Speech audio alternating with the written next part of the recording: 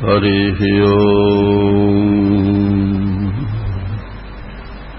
हरिः ओम्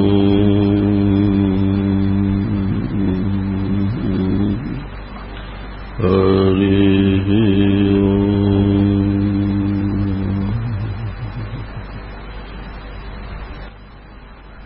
पवित्रा यद्वाणी प्रविशति विचित्राहृदयदाम् तदाकाराच्छिन्ना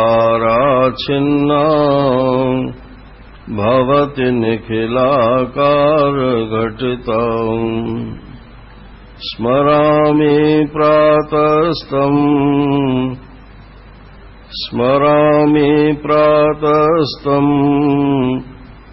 नयन रमणीयम् सुखकरम् अखण्डानन्दम् श्री गुरुवरमहम् ब्रह्म परमम्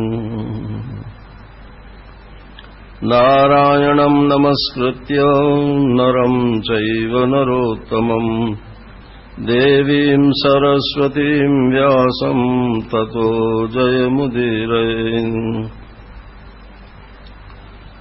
जन्माद्यस्य यतोऽन्वयादितरतश्चार्थेष्वभिज्ञस्वराट् तेने ब्रह्महृदाय आदिकवये मुह्यन्ति यत्सूरयम् तेजो वारिमृताम् यथा विनिमयो यत्र त्रिसर्गो मृषा धाम्ना स्वेन सदा निरस्तकुहकम् सत्यं परं धीमहि यं प्रव्रजन्तमनुपेतमपेतकृत्यम् द्वैपायनो विरहकातर्वाजुहाव पुत्रेति तन्मयतया तर्वोऽभिनेदु तं सर्वभूतहृदयं मुनिमानतोऽस्मि बर्हापीडम् नटवरवपु कर्णयो कर्णिकारम् बिभ्रद्वासः कनककपिशम् वैजयन्तीम् च मालाम् रन्ध्रान् वेणोरधरसुधया पूरयन् गोपवृन्दैर्वृन्दारण्यम् स्वपदरमणम् प्राविशद्गीतकीर्तिः कृष्णाय वासुदेवाय हरये परमात्मने प्रणतक्लेशनाशाय गोविन्दाय नमो नमः वसुदेवसुतं देवं कंसचाणूरमर्दनं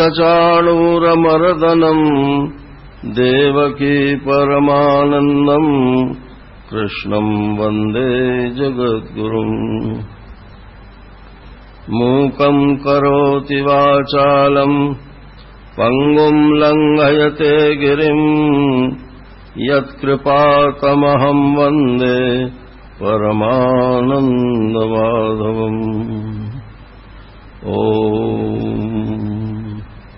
नारायण नारायण नारायण नारायण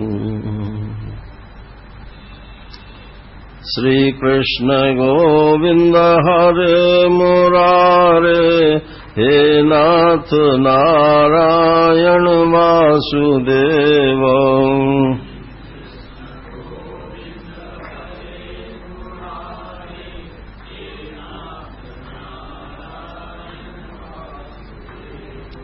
श्री कृष्ण गोविंद हरे मुरारे हे नाथ नारायण वासुदेव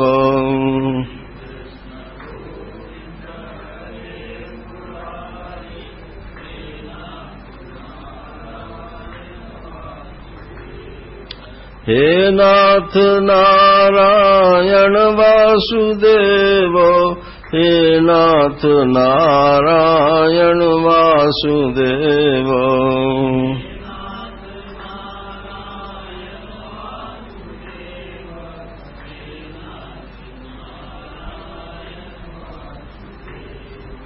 हे नाथ नारायण वासुदेव, हे नाथ नारायण वासुदेव।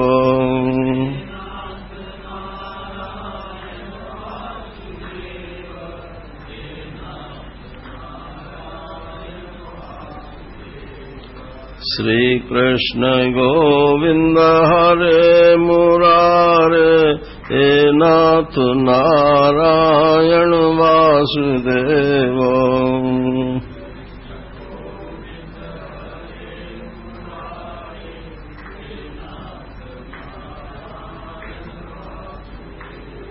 बोलिए वृंदावन बिहारी लाल की जय।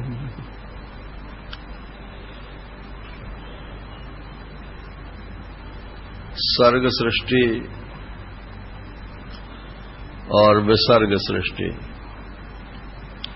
माने ये संसार में जो दृश्य प्रपंच है, इसकी सृष्टि कैसे हुई, इसको सर्ग बोलते हैं। और ये जीवात्मा जो अपनी सृष्टि बनाता है, इसको विसर्ग बोलते हैं, विशेष सृष्टि। तो तीसरे स्कंद में सर्ग सृष्टि का वर्णन है। वही कथा कल चल रही थी शाम को। तो ब्रह्मा जी से जब नारायण ने कहा तुम सृष्टि करो, तो उन्होंने सृष्टि करनी प्रारंभ कर दी। अब कितनी भी सृष्टि उन्होंने बनाई, लेकिन उसके रहने के लिए जगह तो चाहिए ना। अब धरती तो उस समय थी नहीं, क्योंकि धरती महाप्रलय में जल में डूबी हुई थी। महाप्रलय में नहीं, प्रलय में। महाप्रलय में तो ये पृथ्वी जल अग्नि वायु आकाश सब लीन हो जाते हैं, और प्रलय में ये ब्रह्मा जी की नींद को प्रलय बोलते हैं। तो प्रलय में सिर्फ जो जीव सृष्टि है वो लीन होती है, बाकी ये जगत सृष्टि जो है ये ज्यों की त्यों रहती है। अब जब जीव ही नहीं थे तो पृथ्वी की क्या जरूरत है। तो प्रलय में क्या हुआ कि जो धरती का हिस्सा था वो सब का सब जलमग्न हो गया। अब ये देखो, जल तो धरती के ही आधार पर है। ये समुद्र जो है ये तो धरती के ऊपर ही है ना, लेकिन जब प्रलय होगी तो चारों तरफ से ये समुद्र जो है उमड़ेंगे, और उमड़ करके ये जो बंबई जिस धरती के ऊपर बसी हुई है, ये सब का सब इसमें जलमग्न हो जाएगा, यानी जल के भीतर चली जाएगी। जो उसका कोर बेस है वो तो वो बना रहेगा धरती का। तो ब्रह्मा जी की सृष्टि उत्पन्न तो बहुत करें, लेकिन रहने के लिए कोई जगह ही नहीं हुई। पहले मानसिक सृष्टि की, उसके बाद में फिर ब्रह्मा जी ने मैथुनी सृष्टि प्रारंभ की मनु शत्रुपा से। तो ये मनु और शत्रुपा जो है ये ब्रह्मा जी के हिस्से, शरीर के ही दो हिस्से हो गए। जैसे क्रोमोसोम्स होते हैं ना, तो उसमें एक एक्स में होता है, एक वाई में होता है। तो स्त्री में भी होते हैं, पुरुष में भी होते हैं। जब एक्स एक्स मिलते हैं या वाई वाई मिलते हैं तब तो लड़की हो जाती है, और जब एक्स और वाई मिलते हैं तो लड़का हो जाता है। ऐसा नियम है ये। तो ब्रह्मा जी के शरीर के दो हिस्से हो गए, एक पुरुष हो गया, एक स्त्री हो गई। एक एक्स समझ लो, एक वाई समझ लो। अब उन्होंने कहा कि आप सृष्टि करो। बोले सृष्टि तो हम करें, लेकिन वो सृष्टि रहेगी कहां। तो धरती को आप प्रकट करने की कोशिश कीजिए। बोले भाई ये मेरे बस की बात नहीं है, हम तो विष्णु भगवान से ही प्रार्थना करते हैं, क्योंकि वही पोषक हैं सबके। तो विष्णु भगवान की स्तुति की, तो भगवान ने कहा ठीक है मैं इसकी व्यवस्था करता हूं। तो अब देखो ये पुराण है, पुराण में माने कोई पुराण इतिहास नहीं होता है। इतिहास को भी यहां दृष्टांत बना करके ही रखा जाता है, और कल्पना से भी दृष्टांत बनाए जाते हैं। भागवत में आप सब दोनों तरीके के दृष्टांत देखेंगे। कुछ इतिहास हैं और कुछ कल्पनाएं हैं। नारायण। तो अब ये कल्पना समझ लो, ऐसे इतिहास मत समझ लो। ब्रह्मा जी को छींक आई और छींक में से वो एक अंगूठे के बराबर सूअर का बच्चा उनकी नाक में से निकल पड़ा। अब ये पुराण की कहानी मतलब समझने में थोड़ी टेढ़ी खीर है ना। तो नाक में से क्यों निकला, कान में से क्यों नहीं निकला?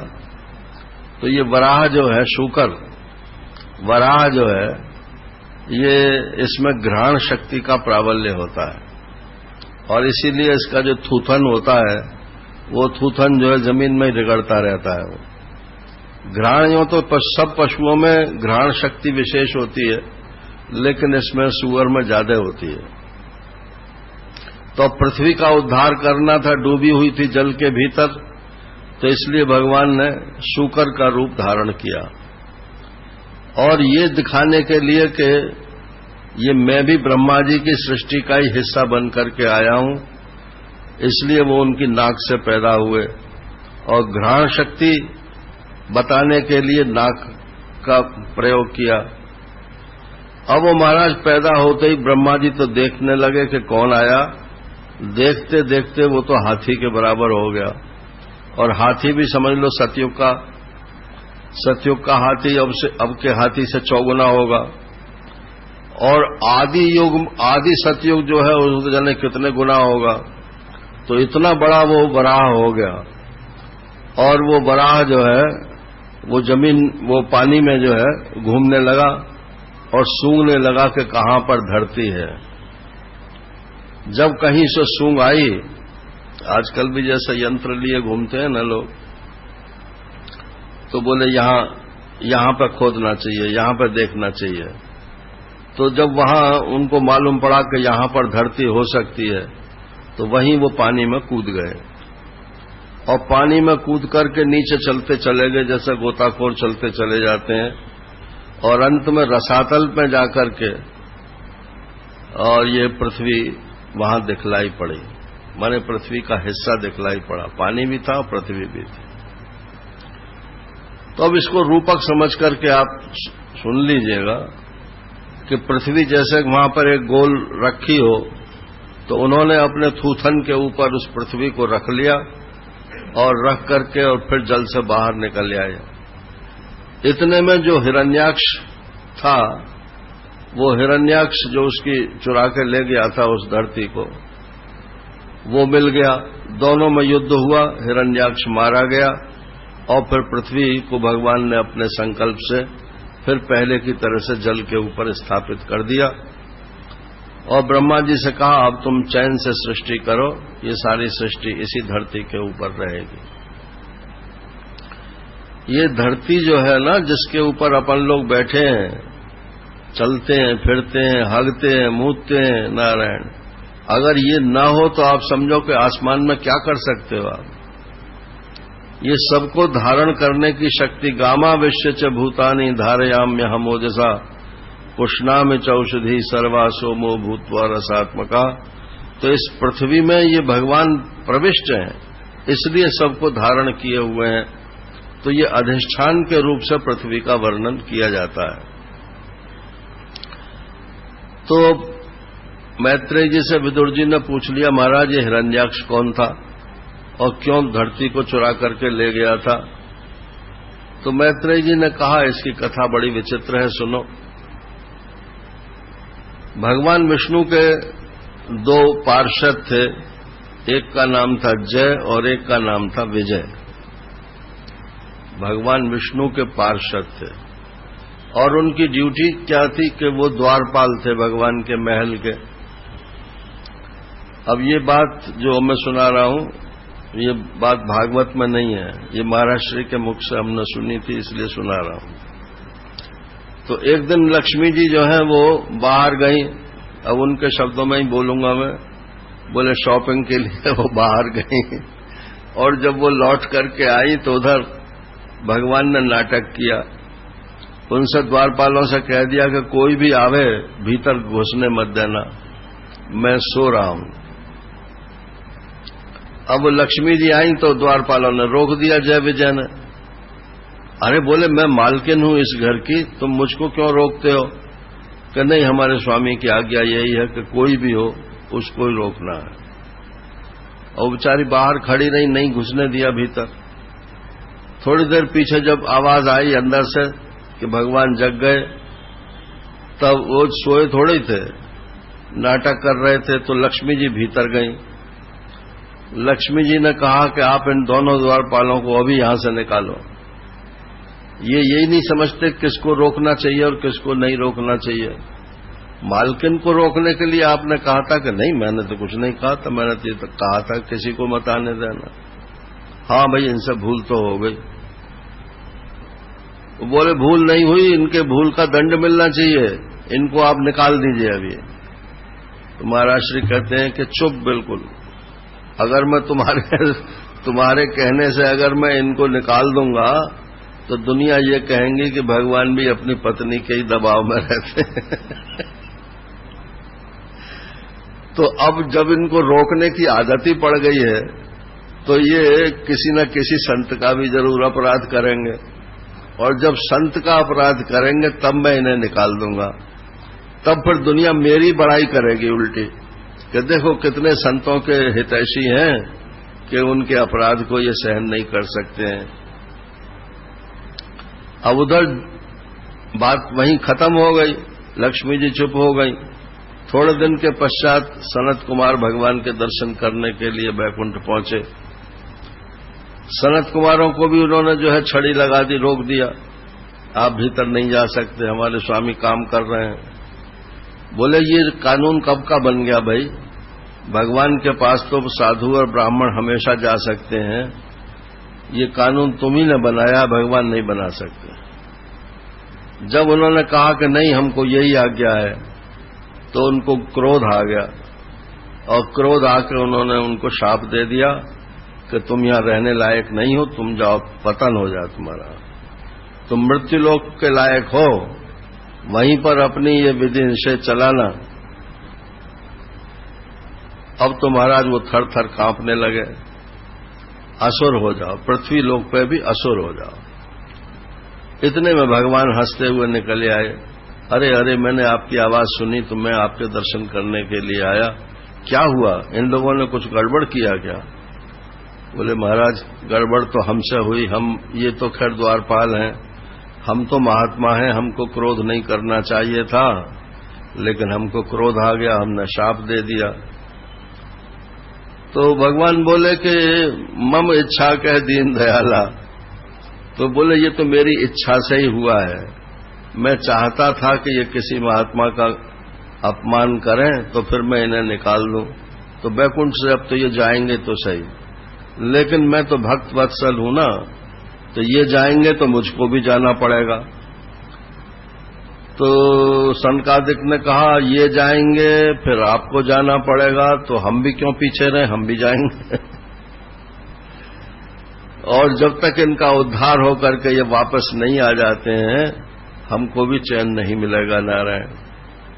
तो यही दोनों जय विजय जो द्वारपाल थे, यही एक जन्म में रावण कुंभकर्ण हुए और दूसरे जन्म में ये शिशुपाल और दंतवक्र हुए कृष्णावतार में, और ये सतयुग में ये हिरण्याक्ष और हिरण्यकशिपु हुए। तो ये जो हिरण्याक्ष था ये बड़ा भाई था, नहीं छोटा भाई था। हिरण्याक्ष बड़ा भाई था, बड़ा भाई था। हिरण्याक्ष कहते हैं जिसकी आंख में सोना हो, माने लोभी व्यक्ति को हिरण्याक्ष कहते हैं। जिसकी दृष्टि हमेशा सोने के ऊपर, धन के ऊपर लगी रहे, वो हिरण्याक्ष है। और हिरण्यकशिपु किसे कहते हैं कि जो हिरण्य माने सोने की जो शैया पर सोवे, उसको बोलते हैं हिरण्यकशिपु। तो हिरण्यकशिपु माने भोगी, और हिरण्याक्ष माने लोभी। अब जो लोभी होगा वो चल संपत्ति इकट्ठी करेगा कि अचल संपत्ति इकट्ठी करेगा? कैश को तो नारायण छिपाते फिरते हैं। कैसे छिपाते हैं कि मकान खरीद के डाल दो, धरती खरीद के डाल दो, ये खरीद के डाल दो, माने उसको अचल संपत्ति में कन्वर्ट करके रखते हैं। तो अब सबसे अचल संपत्ति बड़ी तो ये धरती ही है। इसलिए हिरण्याक्ष जो है उसने कहा इस धरती को ही चुरा ले चलो। तो धरती को चुरा करके वो अपने यहां रसातल में ले गया था। ये इसकी पुरानी कथा है। अब भगवान का और हिरण्याक्ष का जब युद्ध हुआ तो बड़ा भयंकर युद्ध हुआ और उसमें वो हिरण्याक्ष मारा गया। ये सारी कथा कई अध्यायों में इस तृतीय स्कंद में बताई गई है। ये मैंने आपको सब सुना दिया।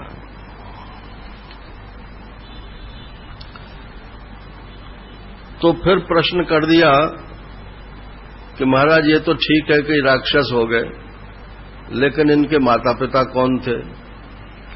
अब बोले माता पिता तो सबके वही हैं, कश्यप और अदिति। जितने देवता हैं वो अदिति के बेटे हैं। कश्यप जी की 2 पत्नियां हैं, एक अदिति और एक दिति। तो देवता लोग जो हैं वो अदिति के बेटे हैं और असुर लोग जो हैं ये दिति के बेटे हैं। इसका जो आध्यात्मिक निरूपण है वो इस प्रकार से है कि ये जो कश्यप है, कश्यप का अर्थ जो है होता है पश्यक, दृष्टा, देखने वाला। कश्यप कौन है कि देखने वाला ही कश्यप है। माने हर शरीर में जो ये दृष्टा बना है, बैठा हुआ है ना, ये कश्यप है। इसकी 2 प्रकार की बुद्धि होती है, एक भेद बुद्धि, एक अभेद बुद्धि। भेद बुद्धि को दिति बोलते हैं। दिति माने जो काटे, भेद करे। और अभेद बुद्धि को अदिति बोलते हैं। तो अभेद बुद्धि के तो हुए देवता लोग और भेद बुद्धि के बेटे हुए ये असुर लोग। तो ये दिति के राक्षस पैदा हुए। तो बोले कश्यप जी तो ऋषि थे और उनकी पत्नियां भी ठीक ही थीं, ब्राह्मणी थीं, तो ये राक्षस कैसा पैदा हो गए? तो बोले इसके अभी एक किस्सा है और वो किस्सा ये है कि सायंकाल के समय दिति ने अपने पति से, कश्यप जी से कहा कि मुझे संतान दो। उन्होंने कहा ठीक है, तुम्हें संतान की इच्छा है तो संतान तो होगी, लेकिन इस समय मैं गर्भाधान नहीं कर सकता, क्योंकि ये सायंकाल में गर्भाधान करना वर्जित है। और अगर गर्भाधान कोई करेगा या हो जाए तो वो जो पैदा होगा वो पैदा होने वाला राक्षस ही होगा। अब बोलो तुम्हें राक्षस चाहिए या संतान चाहिए? बोले मुझे तो इसी समय कुछ ना कुछ चाहिए, कुछ भी हो जाए। वो इतनी कामातुर हो रही थी कि आखिर को कश्यप जी को उसकी बात माननी पड़ी और नारायण उससे फिर ये हिरण्याक्ष और हिरण्यकशिपु ये 2 संतान पैदा हुई। नारायण।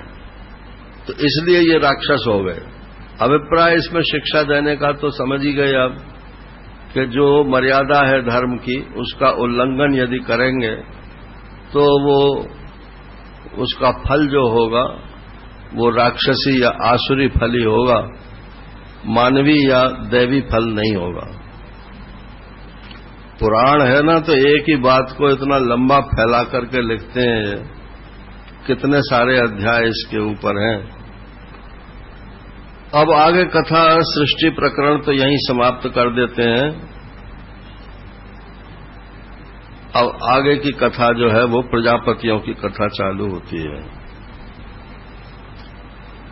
ब्रह्मा जी के प्रजापति माने ब्रह्मा जी ने जो सृष्टि की, मानसिक सृष्टि, उसमें संतान पैदा करने के लिए जो जिनको आज्ञा दी गई वो प्रजापति कहलाए। तो दक्ष जो है वो भी प्रजापति हैं और एक कर्दम जी हुए, ये भी प्रजापति हैं। तो इन्होंने कहा पिताजी क्या आज्ञा है? तो बोले बेटा सृष्टि पैदा करो। कर्दम कहते हैं कर्म की कीचड़। ये कर्म का चक्कर ऐसा है कि इसको किए बिना भी आदमी नहीं बच सकता और करने के बाद फिर फंसे बिना भी नहीं बच सकता। तो ऐसा कोई तरीका होना चाहिए कि कर्म तो हो, चूंकि मजबूरी है वो, लेकिन उसकी फंसावट ना हो। अब इसी को आप अनासक्ति योग बोलते हो, डिटैचमेंट बोलते हो। और वो डिटैचमेंट ऐसे नहीं आता है कि हमें फल, केवल फल नहीं चाहिए। ये सारी गीता का तो प्रकरण ही है। भगवान ने उसको कई हिस्सों में बांट दिया कि आप कर्म कीजिए और कर्म के फल को की इच्छा मत कीजिए। नंबर 1, बोले फल तो आएगा और बिना फल के आप कोई कर्म कर भी नहीं सकते हो। तो बोले ठीक है, आप कर्म के फल का अनुसंधान करते हुए कर्म कीजिए, और जब फल आवे तो ये विनोबा भावे जी लिखते हैं, वो कहते हैं स्थूल फल जो है वो तो समाज को दे दीजिए, और सूक्ष्म फल जो है, जो उसका सुख या दुख होता है, उसे आप अपने मन में भी मत रखिए, उसे भगवान को सुपुर्द कर दीजिए। तो समाज को दे दीजिए माने कर्म का जो स्थूल फल है, पैसा आया तो पैसा बांट दीजिए, और अगर कुछ और चीज आपने फैक्ट्री में बनाई तो उस फैक्ट्री में से फिर बांटिए, बेचिए भी और बांटिए भी। अगर केवल बेचेंगे ही बेचेंगे, बांटेंगे नहीं, तो वो यज्ञ नहीं बनेगा। तो परमात्मा के लिए ही बनाइए, इससे परमात्मा प्रसन्न होगा, और परमात्मा के निमित्त ही थोड़ा बहुत निकाल के अलग रखिए, उसे फ्री दीजिए। और जो बेचें उसको भी परमात्मा की प्रसन्नता के लिए कर रहे हैं, अतः उसकी जो सेल प्रोसीड्स आएंगी उसमें से भी कुछ हिस्सा परमात्मा के लिए निकाल के रखिए। तो आपका ये सारा कर्म जो है ये अनासक्ति योग में बदल जाएगा, क्योंकि आपको कहीं आसक्ति हुई नहीं, न फल में आसक्ति हुई, न उसके फल के वितरण में कोई आसक्ति हुई। अब देखो, ये कीचड़ में पहले घुसो और फिर कीचड़ में जब सन जाओ तब उसको धो। एक तो तरीका ये है, और एक तरीका ये है कि कीचड़ में घुसो ही मत। तो ये जो सन्यास का मार्ग है, ये तो है कि कीचड़ में घुसो ही मत, कर्म की कीचड़ में घुसो ही मत, तो आप सनोगे नहीं। और ये कर्म का रास्ता ये है कि घुसना तो पड़ेगा, क्योंकि आप लाए ही ऐसे संस्कार हो, और जब घुसोगे तो सनोगे भी सही। तो सने ना सने, इसके लिए पैरों में कुछ तेल वेल लगा करके घुसो। तो ये भगवत आराधना जो है, यही वो तेल है। जैसे कल उदाहरण दिया ना रामकृष्ण परमहंस का, वो कहते थे कि हाथों में तेल लगा लो फिर कटहल काटो, तो वो कटहल चिपकेगा नहीं, और सीधे कटहल काटने लगोगे तो वो चिपक जाएगा। तो भगवत आराधना जो है, ये तो है तेल नारायण, और फल की इच्छा ना रखते हुए फिर भी कर्म करना, ये कर्म योग है। बोले इच्छा ना करें तो कर्म क्यों करें? अगर फल की इच्छा न हो तो भी कर्म करो। अगर कर्म नहीं करोगे तो तमोगुण में चले जाओगे, निद्रा प्रमाद आलस्य इसमें घुस जाओगे। तो वो और भी ज्यादा फंसावट है। एक कोई आलसी था तो वो सोया पड़ा था। अब कोई कर्मठ व्यक्ति आया, उसने कहा कि भाई तुम कुछ काम करो। कि काम करने से क्या होगा? अरे काम करोगे तो पैसे आएंगे, कुछ काम चलेगा। फिर बोले उससे क्या होगा? कि कोई तुम्हारा ब्याह कर देगा। फिर उससे क्या होगा? कि तुम्हारे घर में सुख समृद्धि हो जाएगी। फिर उससे क्या होगा? कि संतान तुम्हारी हो जाएगी, उससे क्या होगा कि उनको पढ़ा लिखा के बड़ा करोगे तब बुढ़ापे में तुम आराम करना और बच्चे फिर काम करेंगे। तो बोले अंत में जब आराम ही करना है तो आराम तो मैं अभी कर रहा हूं, इसलिए इतने पापड़ बेलने की क्या जरूरत है। नारायण। तो ये उल्टी बुद्धि है। सब अपने अपने स्वभाव से बंधे हुए हैं। तो करदम जी को उन्होंने कहा कि आप संतान पैदा करो। तो बोले इसके लिए क्या करना होगा कि एक तो पत्नी चाहिए और दूसरे बिना भगवत आराधना के संतान भी अंड बंड पैदा होगी, तो भगवत आराधना भी करनी चाहिए। बोले ठीक है। तो अब वो 10,000 बरस तक उन्होंने तपस्या की। कितने? 10,000। अब 10,000 का मतलब हुआ देवताओं, वो सतयुग में तो 54 होता है ना, और ये और आदि सतयुग की बात है ये, तो 10 गुना भी लगा लो तो 10,000 में के 10 का कितना? 1,000। तो अपने यहां के 1,000 वर्ष तक वो तपस्या करते रहे। 10,000 वर्ष तक तपस्या करते रहे। कहां पे की उन्होंने ये तपस्या? बोले कि सिद्धपुर जो जगह है वहां पर की, गुजरात में है सिद्धपुर, जहां की ईसबगोल की भूसी आजकल प्रचलित है।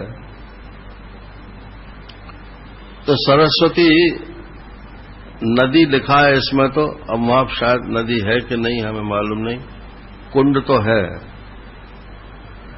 तो वहां उन्होंने वो तपस्या की, माने एक ही तरीके से बैठे रहना या खड़े रहना और भगवान का स्मरण करते रहना। आखिर में देखो ब्रह्मा जी कोई छोटी मोटी चीज नहीं है, और जब वो कहते हैं संतान पैदा करो तो वो कोई अपराध नहीं करते हैं, क्योंकि ये भी तो सृष्टि का ही हिस्सा है ना। तो परमात्मा, एक हमारे मित्र थे तो वो कहते थे कि जितने महात्मा हैं ये सब नरक में जाएंगे।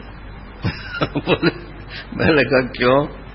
कि भगवान के बगीचे को जो उजाड़ेगा तो वो नरक में जाएगा कि स्वर्ग में जाएगा?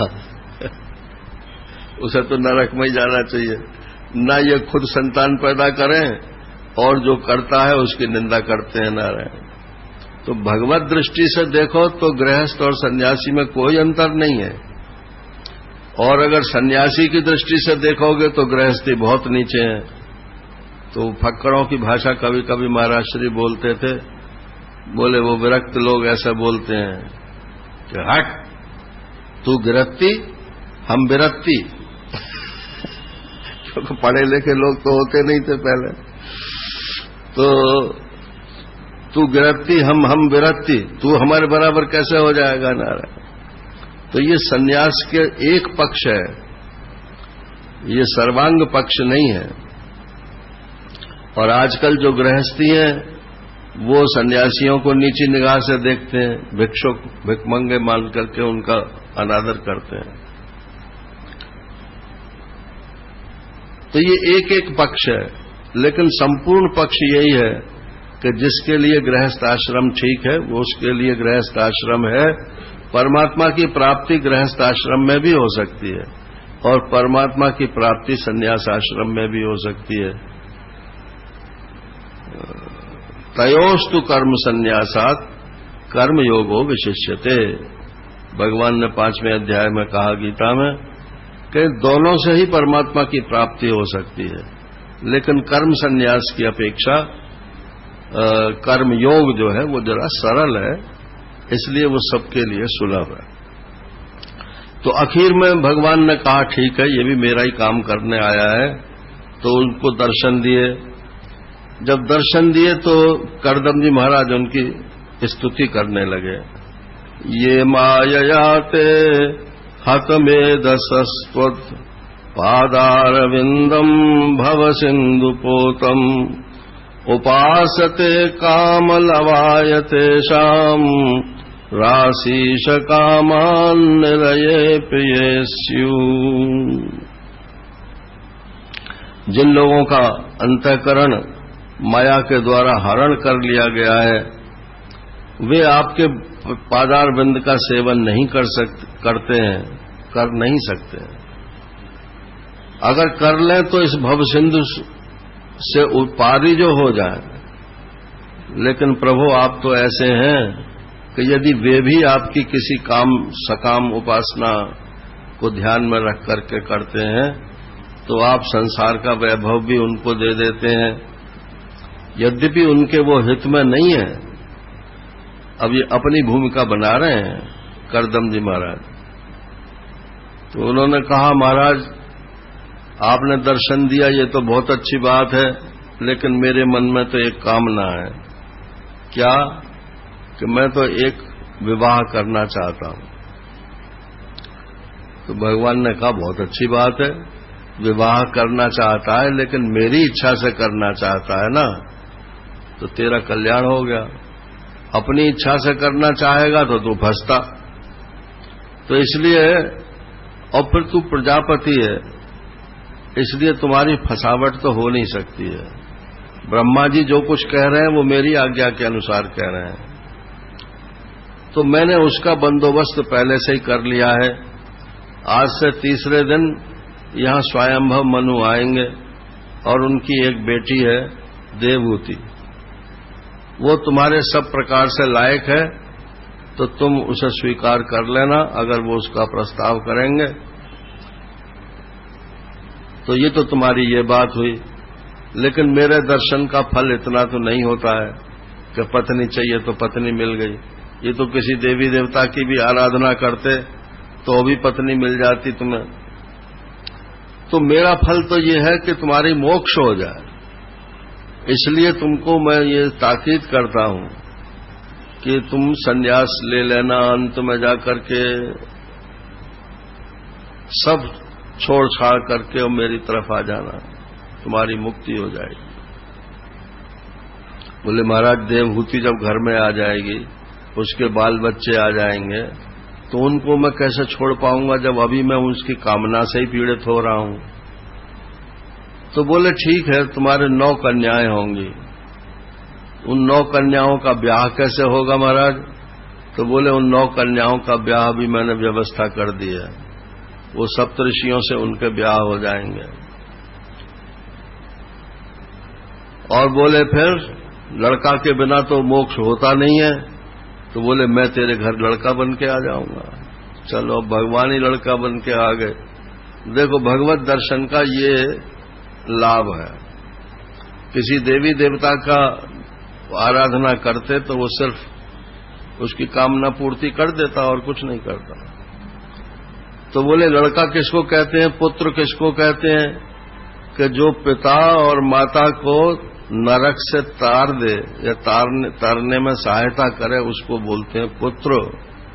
पुम माने नरक और त्रा माने त्रायते, नरक से जो रक्षा करे उसको बोलते हैं पुत्र। तो तुम तो संन्यास ले लेना, मैंने तुम्हें आज्ञा दे दी, तो तुम तो यों तर गए। अब रह गई माताजी, तो माताजी को मैं तत्व ज्ञान दे दूंगा। उनके लिए संन्यास विधि नहीं है, इसलिए मैं उनको तत्व ज्ञान दे दूंगा, मैं उनका गुरु बन जाऊंगा। अभिप्राय कहने का ये, तो उनकी भी मुक्ति हो जाएगी, तो मेरे पुत्र होने की भी सार्थकता हो जाएगी और तुम्हारा सब काम बन जाएगा। लेकिन भगवान ने ये सब कहा तो सही, लेकिन उनकी आंख में से आंसू निकल पड़े। तो करदम जी ने पूछा, महाराज ये आंसू कैसे हैं? बोले, कुछ नहीं, ऐसे ही है। कि नहीं, बताइए तो सही। बोले कि मेरी आराधना करे और वो भी 10,000 बरस तक, और अंत में ये कहे कि मुझे एक स्त्री मिल जाए, तो ये तो बड़ी घटिया बात है। लेकिन फिर भी तुम घबराना मत, मैं तुमसे प्रसन्न हूं। तो तुम्हारे इस दुर्भाग्य के ऊपर मेरे ये आंसू निकले हैं, लेकिन ये आंसू ही तुम्हारे कल्याण का हेतु बनेंगे। अब जो वहां पर सरोवर है इसमें सिद्धपुर में, तो वो भगवान के आंसुओं से भरा हुआ है। इसीलिए उसमें नहाने का पुण्य माना जाता है। और टाइम तो बीतता चला गया। अब इतनी उन्हें आकुलता थी करदम जी को कि अरे 3 दिन पीछे कहा था, अभी तो 1 ही दिन बीता है, आए नहीं, मनु जी महाराज आए नहीं। तब 3 दिन के लिए कहा तो तीसरे दिन ही आते, पहले कैसे आ जाते। तो तीसरे दिन वो अपना रथ में बैठे हुए आए। उनके साथ उनकी पत्नी भी थी शत्रुपा, और उनकी लड़की देवहूति भी थी। देवहूति ने भी करदम जी को देखा, करदम जी ने भी देवहूति को देखा, और पहले से भी इन लोगों की आपस में जान पहचान थी। करदम जी ने तो देवहूति को छत पर से देखा था और वो उसी समय मोहित हो गए थे नारायण। और देवहूति ने इस दृष्टि से करदम जी को नहीं देखा था, लेकिन इनकी प्रशंसा बहुत सुनी थी कि बड़े तपस्वी हैं, बड़े तपस्वी हैं। तो स्त्री भी जो है वो केवल रूप पर आसक्त नहीं होती है, वो भी पौरुष देखती है कि जो हमारा होने वाला पति है उसमें पौरुष कितना है। तो वो भी चाहती थी कि किसी ऐसे व्यक्ति से ही मेरा विवाह हो जिसकी ख्याति हो। तो आखिर में अब वो चुप होकर बैठ गए। उन्होंने उनकी पूजा की, क्योंकि वो महात्मा तो थे नहीं, करदम जी तपस्वी थे और ये राजा थे। तो राजा बड़ा होता है, तपस्वी छोटा होता है, और महात्मा जो है ये बड़ा होता है और राजा छोटा होता है। ये जरा और भी चाल है। तो करदम जी ने उनकी पूजा अर्चना की। आप राजा हैं। अब वो बोले ही नहीं कुछ भी, एक दिन ऐसे ही और निकल गया। तो आखिर उन्होंने ही कहा कि महाराज आप राजा हैं तो अपने राज्य में घूमते हैं, वो तो ठीक ही है, लेकिन आज मेरे पास जो आए हैं वो किसी खास मकसद से आए। अगर कोई खास मकसद से आए हैं तो बताइए, मैं आपकी क्या सेवा कर सकता हूं। तो मनु जी ने कहा कि हाँ, आए तो हम खास मतलब से ही हैं। हमारी ये कन्या है और हमने सुना है कि आप ब्याह करना चाहते हो। महाराज आपने कहां से सुन लिया? कि वो नारद जी ने हमको खबर दी थी। भगवान के ये मन है, नारद जी जो है ये भगवान के मन है। जो भगवान करना चाहते हैं वो खट से नारद जी करते हैं। तो भगवान ने जब ये कहा ना कि मैं सब बंदोबस्त करके आया हूं, तो नारद जी को पहले हड़का के आए थे वो कि तुम जाओ और उनसे कहो कि करदम जी के पास अपनी लड़की ले जाए। तो मेरी कन्या है, अगर आपको पसंद हो तो आप इसे अपनी सेवा में रख लीजिए। अब करदम जी बोले, महाराज मेरे पास तो कुछ है नहीं, न रहने को मकान है और न कोई संपत्ति है, मैं तो पेड़ के नीचे रहता हूं। इसी से पूछ लीजिए अपनी लड़की से कि ये ऐसी हालत में रह पाएगी कि नहीं रह पाएगी। जब उससे पूछा तो उसने कहा कि हाँ, अगर आप सबकी राजी है तो मेरी भी राजी है, मैं तैयार हूं। उसी समय ब्राह्मणों को बुला के ब्राह्मी विवाह, ब्राह्म तरीके से जो विवाह होता है, धर्म विवाह जैसे बोलते हैं, ये विवाह कर दिया उन्होंने। और फिर कन्या को वहीं छोड़ करके ये लोग चले गए। दहेज के रूप में जो कुछ उन्होंने दिया, अब वो पड़ा रहा होगा कहीं, क्योंकि रखने को तो जगह ही नहीं थी नारायण। कहाँ अलमारी रखें, कहाँ सोफा सेट रखें। टीवी वीवी की तो उस समय कोई बात ही नहीं थी, और बैंक भी नहीं थे जो कैश जो है रख देते कहीं, तो कैश भी नहीं दिया। कपड़े लत्ते दिए सो वो घड़े में भर कर रख दिया होंगे उन्होंने, क्योंकि उसके लिए भी कोई बक्सा नहीं था। बक्सा भी दे दिया होगा तो रखें कहाँ उसे। तो वो भी सब ऐसे ही पेड़ के नीचे वो रहने लगी। अब इसमें जो लिखा है ये भारतीय पत्नी धर्म की बात है, ऐसे सुन लीजिए। पितृभ्याम प्रस्थिते साध्वी पतिम इंगित कोविदा। अगर पत्नी भारतीय परंपरा की है तो वो पतिम इंगित कोविदा, पति के इशारे को वो समझने में कुशल है। इस समय इनको क्या चीज की जरूरत है, वो हर समय यही देखती रहती है कि इनकी निगाह किधर उठी। अब जैसे मान लो हमने इधर को देखा तो बोले वो पानी लावे क्या, अब पानी की तरफ देख रहे हैं तो पानी लावे, कपड़े की तरफ देख रहे हैं तो कपड़ा चाहिए क्या। तो सेवा करने में तो भारतीय स्त्री जो है वो सबसे अव्वल रहती है। नित्यम पर्यचरत प्रीत्या भवानी व भवम प्रभुम। जैसे भवानी माता पार्वती अपने शंकर भगवान की सेवा पूजा करती हैं, इसी प्रकार से ये देवहूति जी कर्दम जी की सेवा पूजा करती थीं। विश्रम्भेणात्म शौचेन गौरवेण दमेन च शुश्रूषया सौहृदेन वाचा मधुरया च भो। एक तो विश्वास था कि हमारे पति जो हैं वो हमसे प्रेम अवश्य करते हैं और करेंगे, और आत्म शौचेन, और अपने शरीर को वो साफ करके रखती थी, और गौरवेण, उसमें गौरव भी था कि मैं ऐसे तपस्वी की पत्नी हूं, और दमेन च, इंद्रियों में यदि कुलबुलाहट होती भी थी किसी बात को लेकर के तो वो उसको दबा देती थी।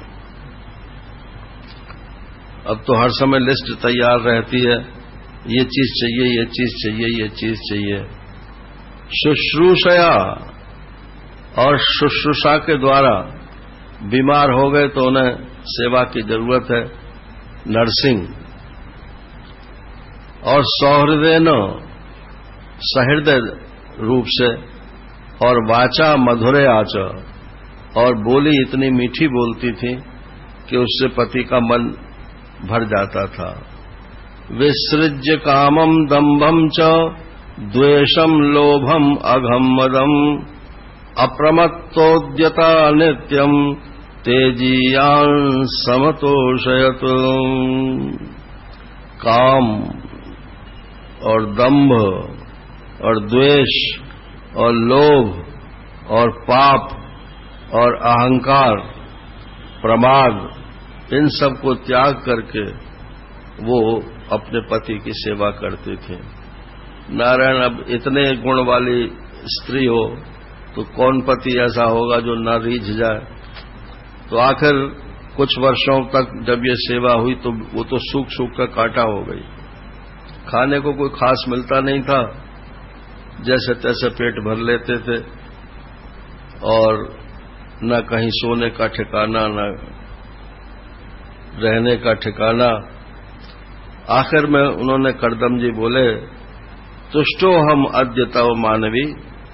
अरे ओ मानवी, मनुष्य जाति की स्त्री, मैं तेरे से संतुष्ट हूं।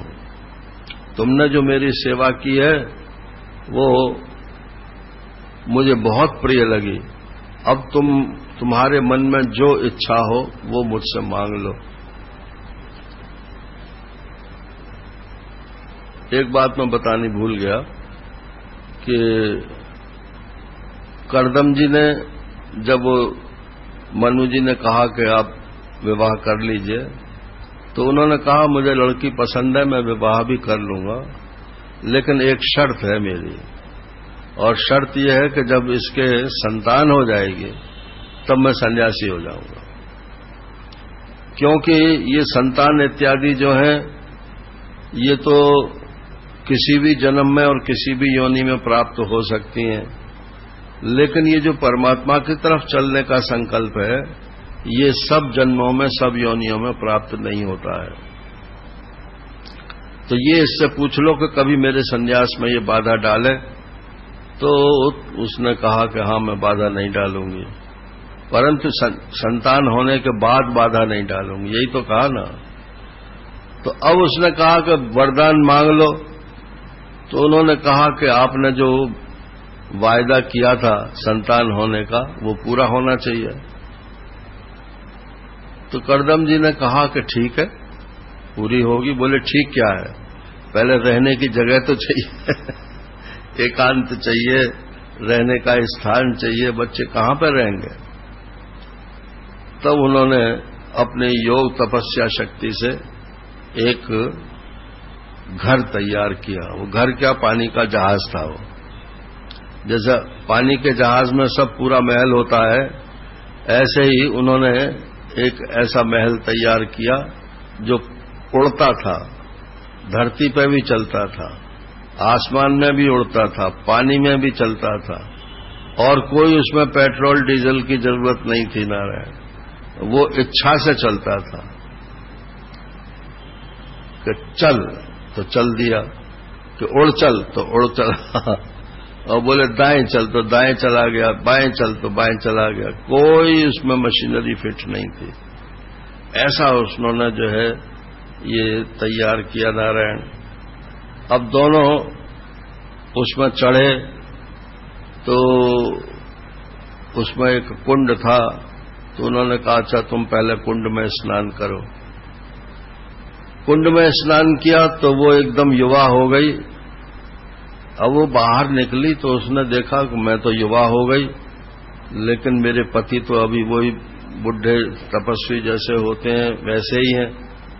तो उन्होंने कहा प्रभु मैं आपके पास नहीं आ सकती हूं, जैसी मैं हो गई हूं ऐसे आप भी होइए ना, तब तो गृहस्थाश्रम का मजा है नारायण। अब धीरे धीरे उसे पट्टी पर ला रही है वो। तो उन्होंने कहा अच्छी बात है। तो वो भी उसमें कुंड में स्नान किए और वो भी जो है युवा बन करके बाहर आ गए। बस फिर दोनों जो है विहार करने लगे, कभी यहां कभी वहां कभी वहां, हनीमूनिंग में ही बरसों निकल गए उनके। और अंत में जब संभोग का समय हुआ तब इतना आतुर हो गई वो देवहूति कि एक दफे में संतुष्टि न हो। तो करदम जी जो है उन्होंने 9 रूप बना लिए एक साथ अपनी तपस्या के बल से, और 9 रूपों के साथ उसने जब संभोग किया तब वो उसके 9 कन्याओं का गर्भ हुआ। और वही 9 कन्या, कोई तो कहते हैं ये 9 कन्या जो है ये नवदा भक्ति है, ऐसा भी लोग व्याख्या में कहते हैं, लेकिन इसमें तो नहीं लिखा है। जब ये 9 कन्याएं बड़ी हुई तो करदम जी ने कहा कि देवहूति जी मैंने जो प्रतिज्ञा की थी वो तो पूरी हो गई, अब मैं संन्यास लेता हूं, जाता हूं। बोले महाराज अभी कहां से पूरी हो गई, आपने कन्याएं उत्पन्न की है ना, इनकी ब्याह शादी कौन करेगा, मेरे अकेले की तो बस की है नहीं, इसलिए शादियां और कर जाइए आप इनकी। उन्होंने कहा जिसने भेजी है वही शादी करेगा। तो वहीं ब्रह्मा जी प्रकट हुए, उन्होंने कहा कि ये भगवान की आज्ञा है कि सप्तर्षियों से इनकी शादी कर दी जाए। उन सबके नाम लिखे हैं, किसको कौन दी किसको कौन नहीं दी। फिर उसने देवहूति ने एक बात कही, उसने कहा अब आप जा तो सकते हो, लेकिन आप तो अपना उद्धार करने पर तुले हुए हो, मेरा भी तो उद्धार होना चाहिए। मुझे आप जैसा पति प्राप्त हुआ और मैंने आपसे उद्धार का कोई मार्ग नहीं पूछा, ये मेरी गलती है। तो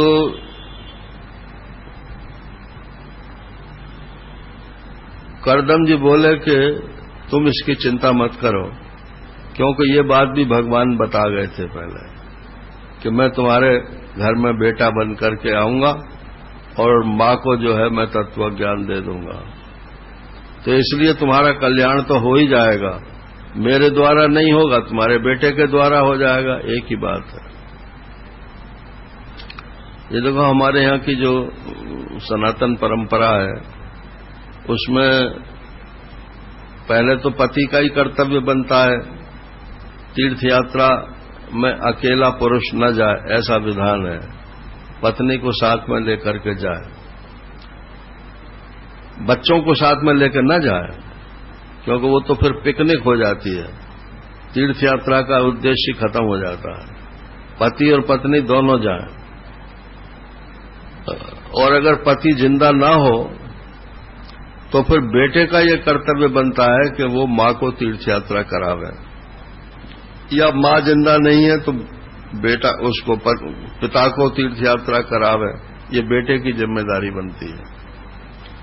तो तीर्थ यात्रा कराना ये जरूरी है, क्योंकि वहां जब जाएंगे तीर्थ यात्रा में ये भी नियम है कि वहां जाए तो एक रात कम से कम वहां निवास करें, और वहां जो भी महात्मा हो उन महात्मा का सत्संग करें, तब तो तीर्थ यात्रा का कोई फल होता है। और गए और सब बुकिंग पहले से ही है नारायण, और अपना खाए पिए जैसे होटलों में खा लेते हैं और फिर अगले बस से जो है वापस चले आए।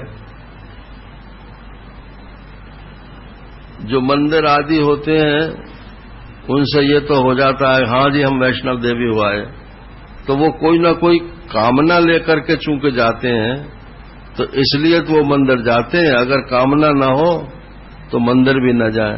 अरे कौन इतना लंबा चढ़ कर जाएगा।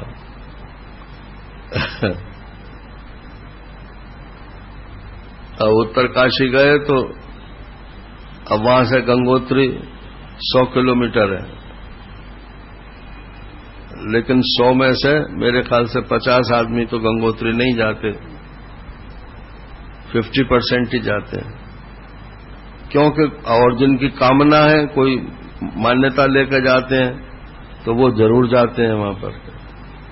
अब वो नारायण समय आ गया जबकि देवहूति के गर्भ में भगवान कपिल देव आ गए और उनका फिर आविर्भाव हुआ। सब लोगों ने उनकी स्तुति प्रार्थनाएं की, देवताओं ने भी, करदम जी ने भी, क्योंकि ये भगवान के अवतार है ना, अंशावतार है।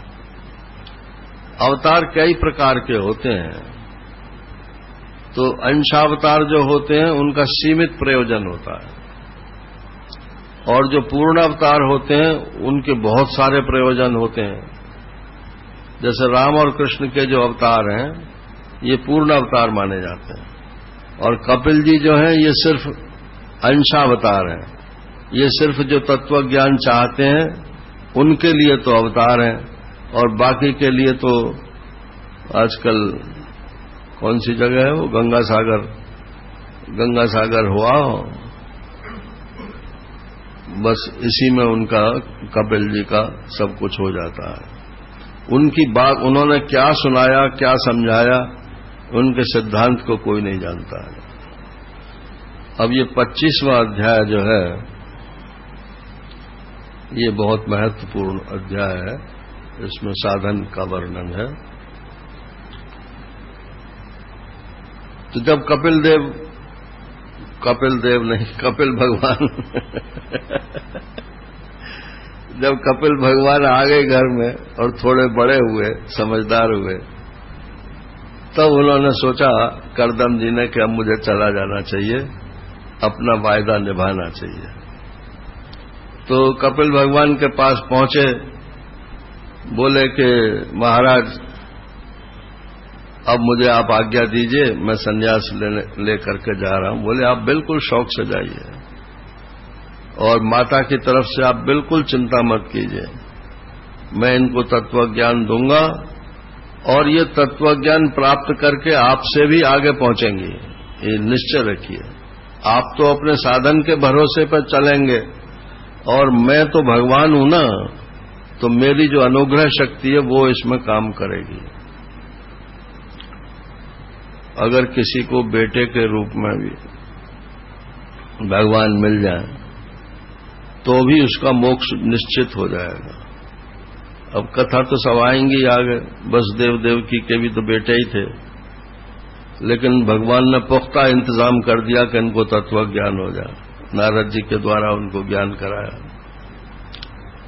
स्वयं भी ज्ञान दिया, लेकिन वो चला नहीं, क्योंकि वो बेटे थे, वो बाप थे। तो नारद जी के द्वारा फिर उनको ज्ञान कराया गया। जो बेटा अपने माँ बाप के तत्व ज्ञान की व्यवस्था नहीं करता, वो अपने कर्तव्य से चूकता है। एक से हमने कहा, मैंने कहा अब तो भाई ये वृद्ध हो गए हैं, अब तुम इनको फुर्सत दो, दुकान पे मत इन्हें बैठा लो। तो लड़का बोला, उनके सामने ही बोला, अजी हमारी तरफ से तो फुर्सत ही फुर्सत है, आप इन पर से ताली तो दिवा दो हमें। ताली तो छोड़ते नहीं है। अब हम कैसे कहें कि आप सत्संग में जाओ, कि तीर्थ यात्रा में जाओ, ताली अपने पास रखते हैं। तो भार हल्का करो भाई। और ये केवल डिटैचमेंट से काम नहीं चलता है। ये गांधी जी का अनासक्ति योग जो है, ये बहुत थोड़ी दूर तक ही साथ देता है।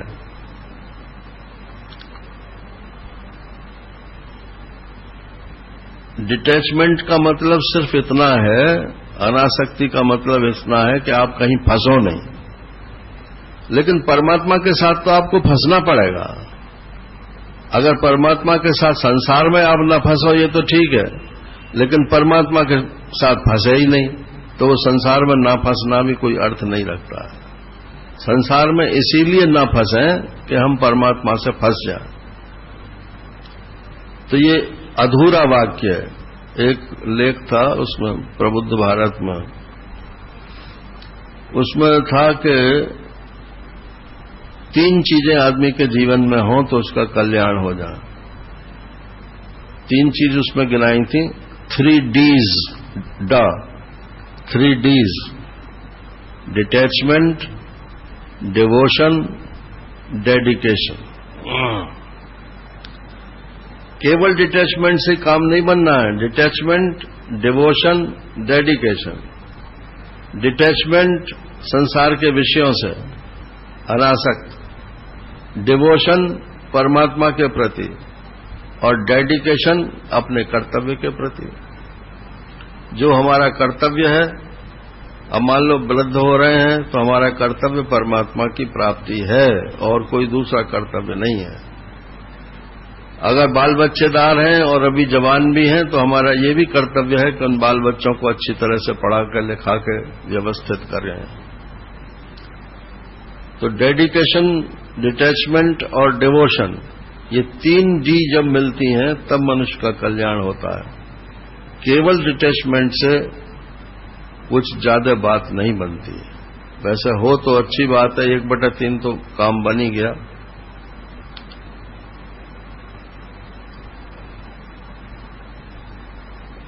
तो बोले आप शौक से जाइए, माता जी के बारे में आप कुछ चिंता मत कीजिए, मैं सब संभाल लूंगा। अब वो तो महाराज जी चले गए। अब वो बेचारी रोने लगी, देवहूति बेचारी तो है ही, क्योंकि जिसको रोना आता है वो बेचारा ही होता है। जिसके लिए कोई दूसरा ऑल्टरनेटिव नहीं है, चारा नहीं है, वो ही रोता है। तो वो बेचारी रोने लगी। कपिल जी ने कहा, माता जी आप रोइए नहीं, आपकी कोई व्यवस्था में तो कमी नहीं है ना। देखो ये तपस्या से बना हुआ महल आपके पास है, जो इच्छा होती है वही इसमें वस्तु आ जाती है। जहां जाना चाहो वहां आप जा सकते हो, हकीम डॉक्टर की कोई जरूरत नहीं है। नारायण। तो बोले वो तो सब ठीक है, लेकिन ये बात बताओ कि ये मेरी विषयों की इच्छा तो निवृत्त नहीं होती।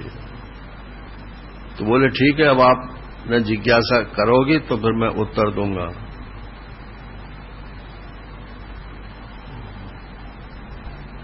अब महाराज वो कपिल जी तो वहीं रहने लगे, उनके माता जी के पास बिंदु सरोवर पर। उस महल में नहीं रहते थे, वो बिंदु सरोवर पर ही रहते थे और माता जी महल में रहती थी।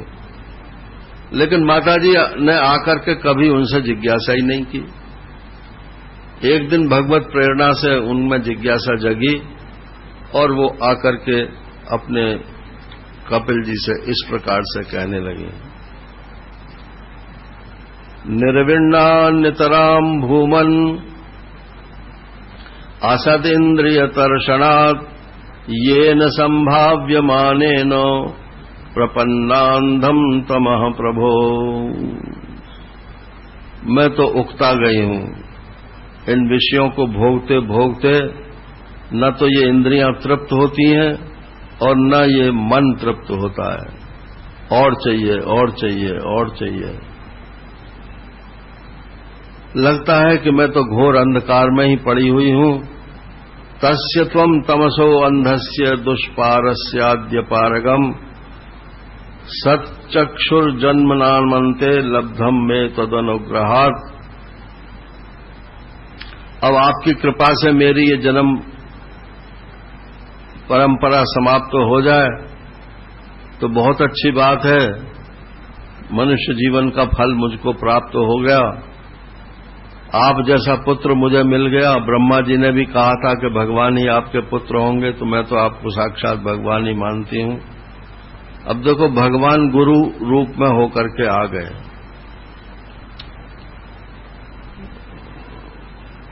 गुरु तो मिलना आसान है, लेकिन गुरु में भगवत बुद्धि होनी बहुत मुश्किल है। गुरु तो ऐसा कोई व्यक्ति नहीं है जिसने कोई न कोई गुरु न बना रखा हो, लेकिन हमारे गुरु साक्षात भगवान है, नारायण। ये बुद्धि बहुत कम लोगों की होती है। और भगवान भी हैं। अब मान लो उनका शरीर नहीं रहा, तो शरीर नहीं रहा तो भगवान भी नहीं रहे क्या? तो जो स्थिति भगवान की होती है वही फिर गुरु की हो जाती है। अथ मे देव सम्मोहम अपाकृष्टुम त्वमर्हसि यो वग्रहो अहम मम इति एतस्मिन् योजितस्त्वया। अब ऐसा है कि ये हमको तो याद नहीं है कि हमने कब इस देह में मैं और मेरापन कर लिया।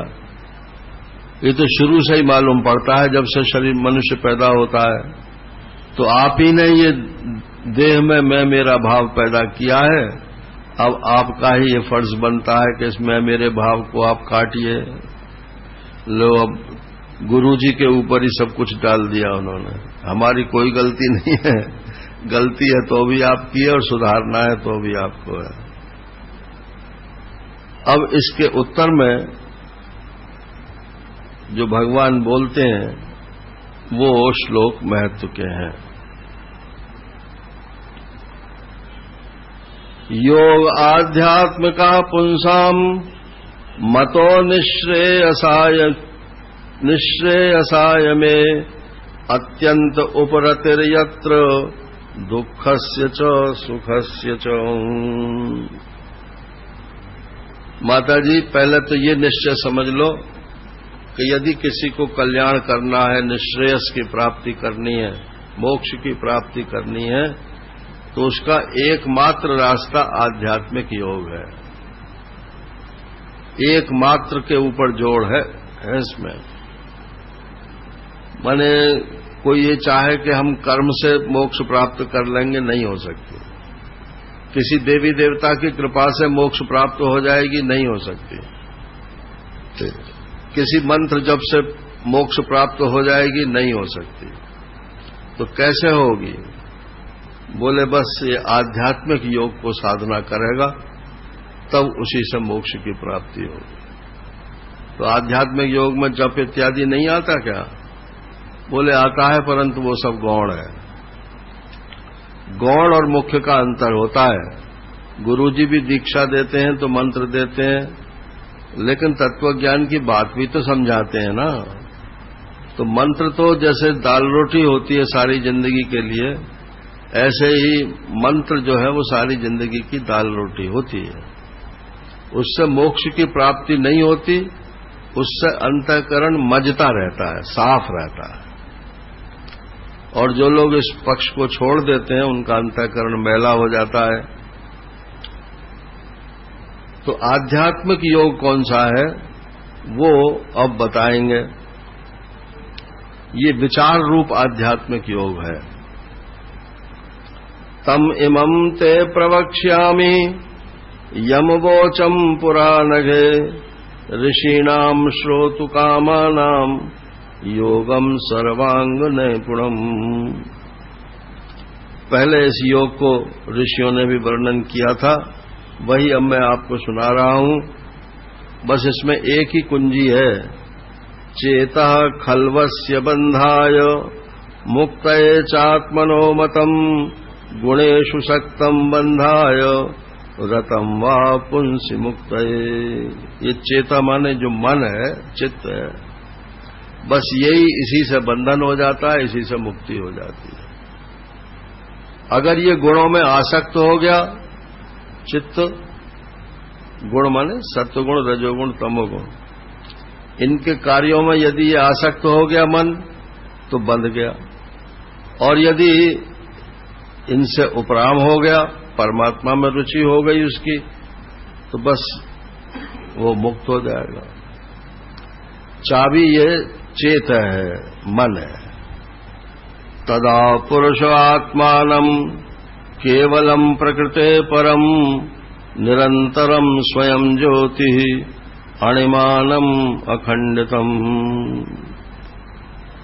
जब ये जीव जो है अपने स्वरूप को जान लेता है, तब फिर ये अपने सब सुख दुख इत्यादि सबको छोड़ देता है। अब ये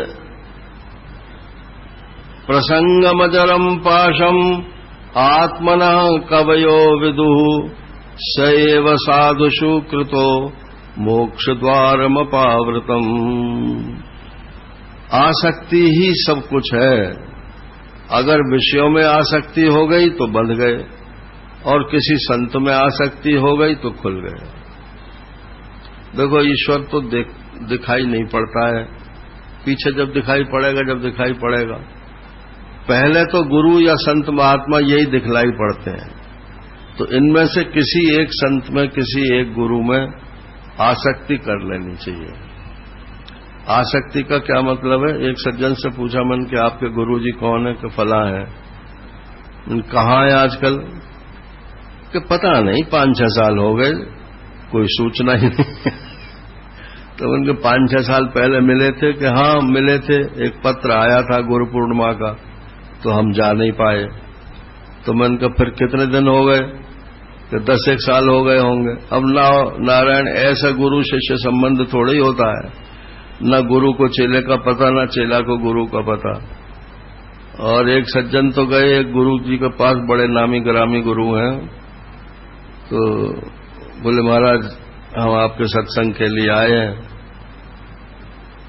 तो बोले हमारे यहां तो कोई जगह नहीं है। तो बोले हम कहां जाएं, हम तो आपके शिष्य हैं। बोले हमारे शिष्य हो तुम? कि हाँ आपके शिष्य हैं। कब ली थी तुमने दीक्षा? बोले फलासन में ली थी। अच्छा भाई देखना रजिस्टर में फलासन का नाम लिखा हुआ है कि नहीं लिखा हुआ है। नारायण, अब रजिस्टर खोला गया, अब नाम तो निकल ही आया उसमें, क्योंकि वो तो बाकायदा रजिस्ट्री होती है शिष्यों की। तो बोले अच्छा भाई ठहरा दो इनको। इतनी सब मशक्कत करने के बाद उन्हें ठहराने की नौबत आई। तो ये जो गुरु शिष्य संबंध है, अब इस स्थिति में पहुंच गए। लाखों शिष्य हैं एक एक महात्मा के,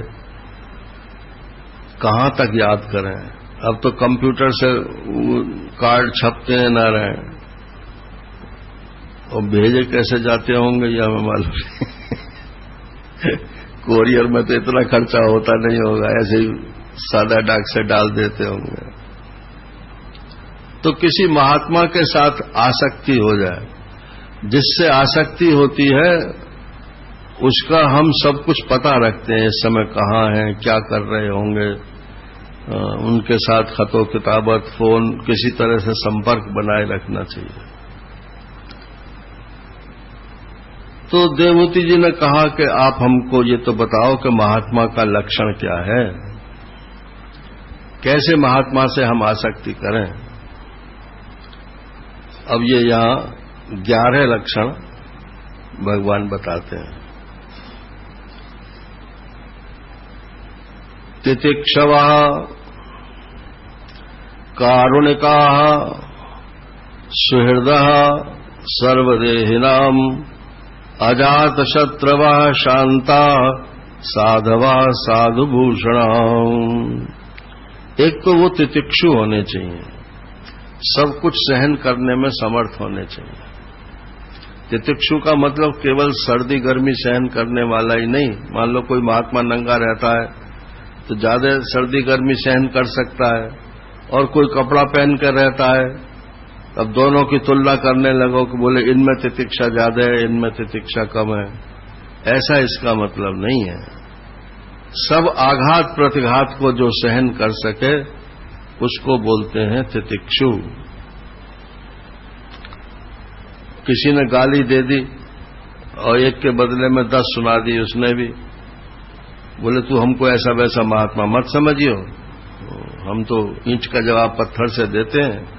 तो वो तितिक्षु कहां से हुआ? सहनम सर्व दुखानाम चिंता विलाप रहितम सा तितिक्षा निगद्यते। तितिक्षा किसे कहते हैं? कि कोई भी किसी भी प्रकार का दुख क्यों ना हो उसे सहन कर जाए, पचा जाए। तितिक्षवा और कारुणिका, उसमें करुणा होनी चाहिए। शिष्य के प्रति इतनी करुणा तो हो कि इसका कल्याण हो जाए। सुहृदः, कुछ लेकर के उसका भला न करे। बोले एक सज्जन थे तो वो शिष्य नहीं बनाते थे, तो दूसरे महात्मा बोले कि अरे भाई शिष्य बना लो ना। बोले क्यों? कि गुरु पूर्णिमा आएगी तो अगर 1-1 रुपया भी भेजेंगे तो 1 लाख रुपया तुम्हारा इकट्ठा हो जाएगा, तुम्हारा काम चल जाएगा। नारायण, तो ये सुहृद गुरु नहीं है, ये तो स्वार्थी गुरु है। नारायण, सुहृद माने बिना किसी बदले की भावना के जो शिष्य का कल्याण करता हो। सुहृदय सर्वदेह नाम, और एक के प्रति नहीं, ये हमारा शिष्य है और ये हमारा शिष्य नहीं है। तो जो हमारा शिष्य नहीं है उसके प्रति कुछ न बतावें, और जो हमारा शिष्य है उसको सब कुछ बतावें। तो ये भी वो भेदभाव नहीं करते हैं। एक यहां भी आए थे स्वामी शिवानंद थे, विदेश के, स्वीडन के थे वो।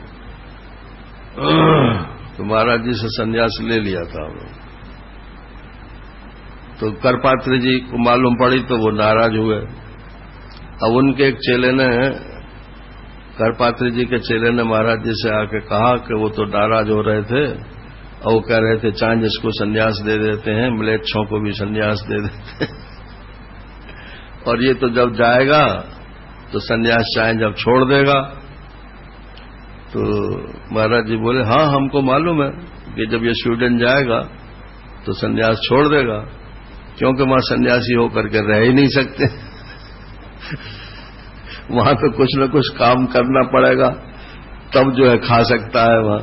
और उसके पिता वहां प्रोफेसर थे। बोले हमने तो उसको यहां जितने दिन भारत में रहेगा, भारत में रहने के टाइम में रोटी का प्रबंध कर दिया है उसको, हमने तो इतना ही संन्यास दिया है। तो सर्वदेह नाम सुहृदा, कोई भी आ जाओ सबके लिए रास्ता कुछ न कुछ निकाल देते हैं। तो मैंने कहा उनके महाराज आप इनको इतना प्यार क्यों करते हो? तो बोले हमारी और इनकी एक कॉमन चीज है। क्या कॉमन चीज है? कि इनको भी पूरी मांडुक्य कारिका याद है और मुझको भी मांडुक्य कारिका पूरी याद है तो मैं इनसे कारिका सुनता हूं, उच्चारण इनका बहुत शुद्ध है। अब बताओ स्वीडन का आदमी यहां आके संस्कृत पढ़ करके और शास्त्र पढ़े उसमें और शुद्ध उच्चारण करने लगा, ये क्या कम बात है? और इसने कारिका ही क्यों याद की? इसका मतलब यह है कि इसका जो सोचने का स्तर है वो बहुत ऊंचा है। कारिका तो बहुत ऊंचा ग्रंथ है। तो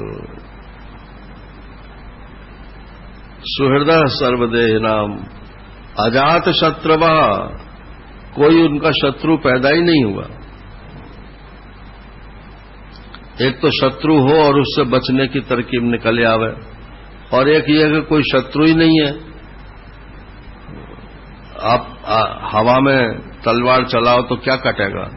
कुछ नहीं कटेगा। वो एक उर्वशी बहन है ना, नारायणी, तो एक दफे उन्होंने एक वाक्य लिखा था, आनंद बोधमय था शायद, मुझे बहुत अच्छा लगा वो वाक्य। तो उसमें उन्होंने लिखा था कि महाराज श्री का एक महल है, वो महल हवा का है, उसे सब ढाने की कोशिश करते हैं, तलवार मारते हैं लेकिन लगती नहीं। अजात शत्रु, वहां कोई शत्रु पैदा ही है, शत्रु ही नहीं है, वो किसी को अपना शत्रु मानते ही नहीं थे नारायण, तो ढहेगा कैसे? शांता, शांत हो, साधवा साधु भूषण, और साधुओं के भी भूषण हो, स्वयं साधु हो और साधुओं के भूषण हो, साधु भी जिसको अपने से श्रेष्ठ साधु माने। और मई अनन्येन भावेन भक्तिम कुर्वन्त ये दृढ़ाम, और मेरे में अनन्य भाव से जो दृढ़ भक्ति करते हैं, और मत कृते त्यक्त कर्माणा त्यक्त स्वजन बांधवा, मेरे लिए जिन्होंने कर्म का परित्याग कर दिया है, मेरे लिए जिन्होंने अपने स्वजन और बंधुओं का परित्याग कर दिया है, मदाश्रया, केवल मेरा ही जिनको आश्रय है, और कथा मृष्टा शृण्वन्ति कथयन्ति च, बस कथा में ही उनकी लगन है, वो कथा सुनते हैं और कथा कहते हैं।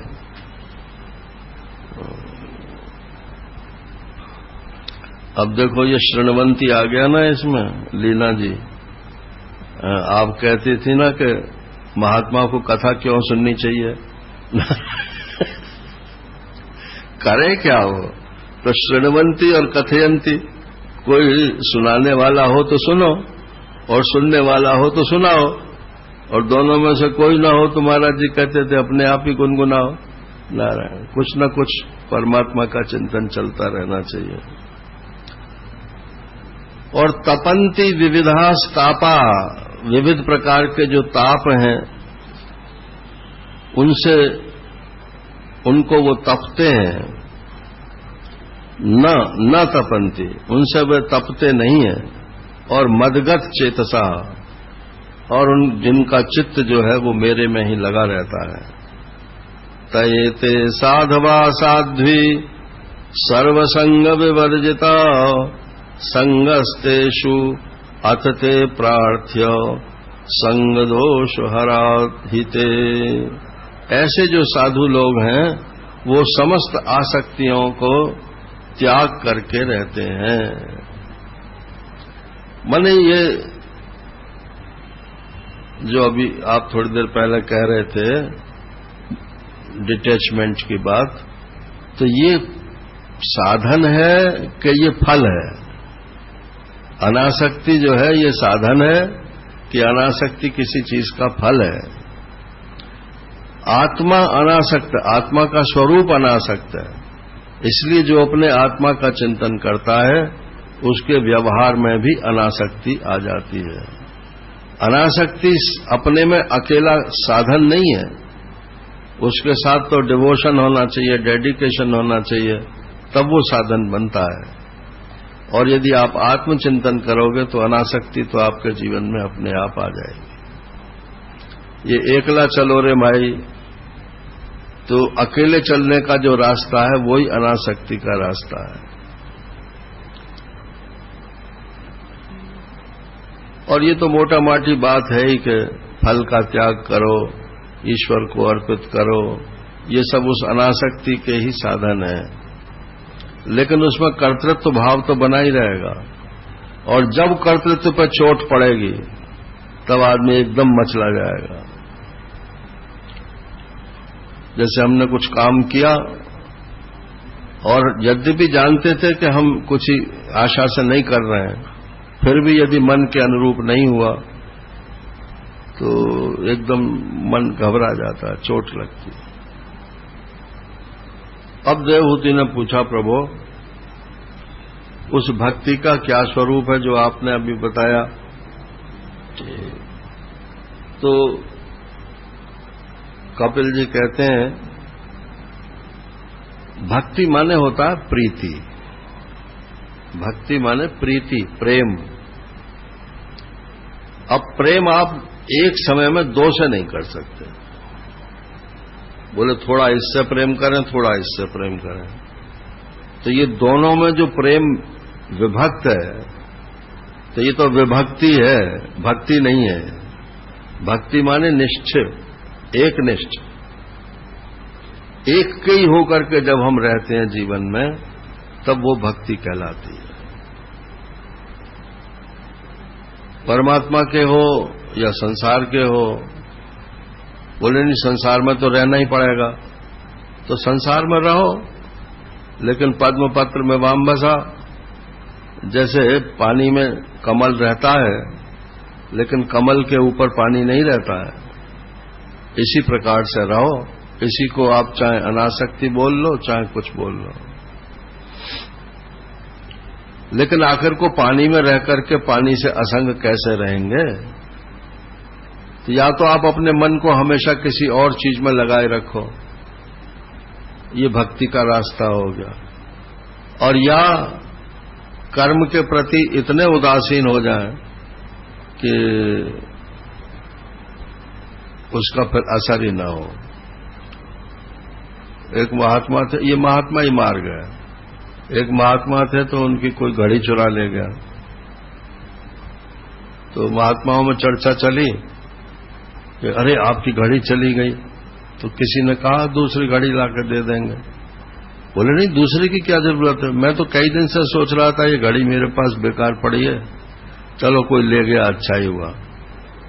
अब तो कोई दृष्टिकोण है, घटना तो हो गई कि चोरी चली गई घड़ी, लेकिन चोरी चली गई और मेरी थी ये भी बात ठीक है, लेकिन अब आगे मुझे इसकी जरूरत ही नहीं है।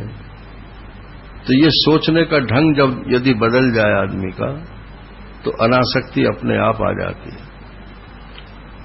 और कहो कि घड़ी तो हमारी जेब में है, लेकिन हमको इस घड़ी से आसक्ति नहीं है।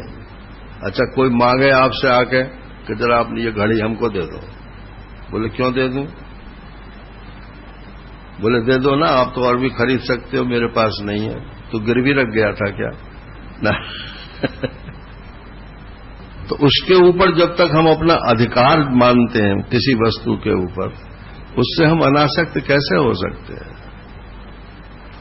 तो वस्तु पर कोई अधिकार नहीं, व्यक्ति पर कोई अधिकार नहीं, नारायण, और कर्ता पर कोई अधिकार नहीं, और भोक्ता हमेशा एक सा अपने आप ही नहीं रहता। ऐसी सूरत में अनासक्त तो हम अपने आप हो ही जाएंगे, इन सब बातों पर यदि विचार कर लें तो। देवानाम गुणलिंगानाम आनुश्रविक कर्मणाम सत्व एवैक मनसो वृत्ति स्वाभाविकी तुयाम अनिमित्ता भागवती भक्ति सिद्धेर्गरीयसी जरत्याशु या कोशम निगीर्णम अनलो यथा। अनिमित्ता भागवती भक्ति होनी चाहिए, अहेतुक भक्ति जिसे बोलते। आप अच्छा भगवान है कि नहीं है, पहले तो इस बात का निश्चय कर लो। बोलो यहां जितने बैठे हैं, भगवान है कि नहीं है? है। जब भगवान है तो उन्हीं से प्रेम करना चाहिए, ये बात अपने आप हो जाती है। वास्तविकता ये है कि हम कहते तो हैं कि भगवान है, लेकिन कहीं ना कहीं कोई ना कोई संशय चित्त में रहता है कि शायद न भी हो। दुनिया जिनको भगवान कहती है वैसा भगवान न हो, वो करुणा वरुणालय न हो। अब भगवान को है कहते ही आपको ये सब चीजें माननी पड़ेंगी। भगवान है तो सबका नियंता है, भगवान है तो वो करुणा वरुणालय है, भगवान है तो वही सबके फल दाता है, तो काहे के लिए चिंता करते हो? जो होना है सो होगा, और जो नहीं होना है वो नहीं होगा।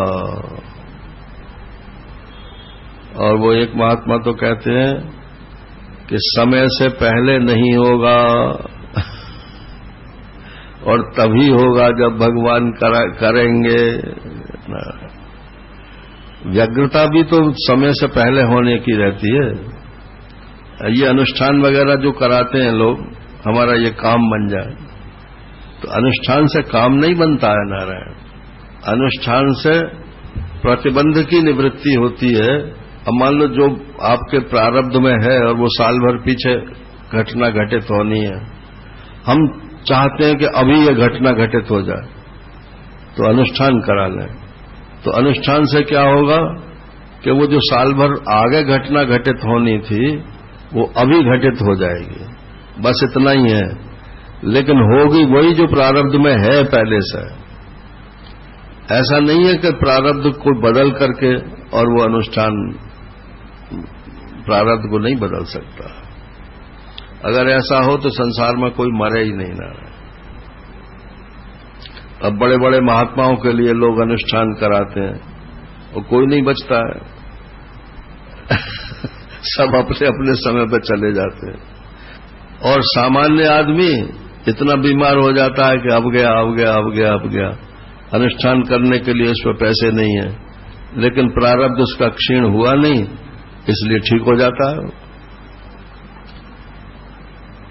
तो अपने यहां तो ये एसोसिएशन देखना पड़ता है ना, स्टैटिस्टिक्स में ऐसे ही थोड़ा ही है, कोरिलेशन, एसोसिएशन, ये सब देखना पड़ता है, तब जाकर निश्चय कर सकते हैं कि इसका ये फल है कि नहीं है।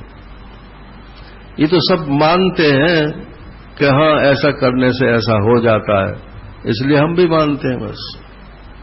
लेकिन आप विचार करोगे तो प्रारब्ध ही प्राप्त होता है और कुछ प्राप्त नहीं होता। चाहे अब प्राप्त हो और कुछ न करोगे तो साल भर पीछे तो वो अपने आप प्राप्त होने वाला ही है।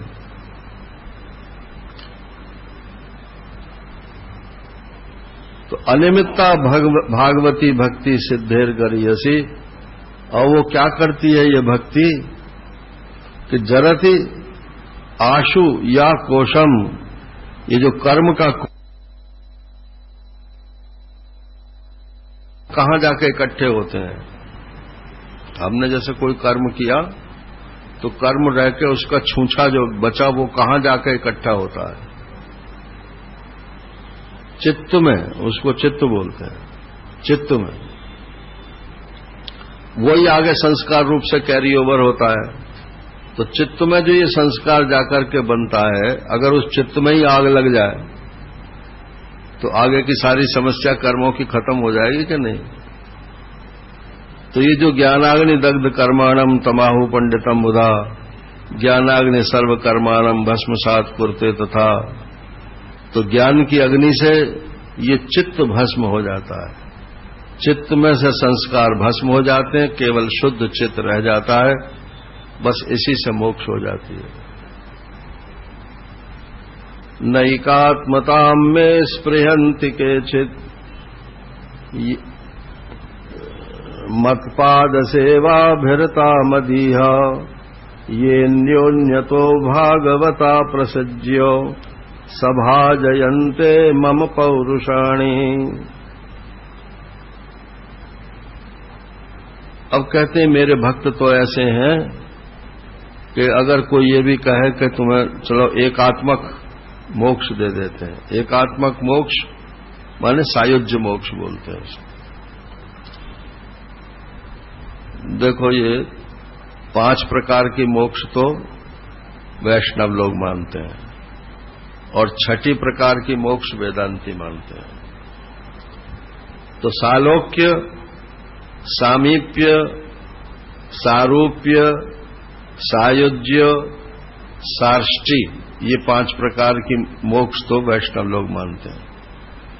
कैसे कि मरने के बाद आप अपने इष्ट देव के लोक में चले जाएं, तो ये सालोक्य मोक्ष हो गई। इस संसार से तो पीछा छूट गया ना। और सामीप्य, भगवान की समीपता वहां जाकर के प्राप्त हो जाए, चाहे द्वारपाल ही बन जाए। और सालोक्य, सामीप्य, सारूप्य, जैसे भगवान चतुर्भुज हैं ऐसे ही वहां वैकुंठ में सब चतुर्भुज रूप होकर के रहते हैं। और सायुज्य, भगवान के अंग के कोई हिस्से बन जाए। और सालोक्य, सारूप्य, सायुज्य,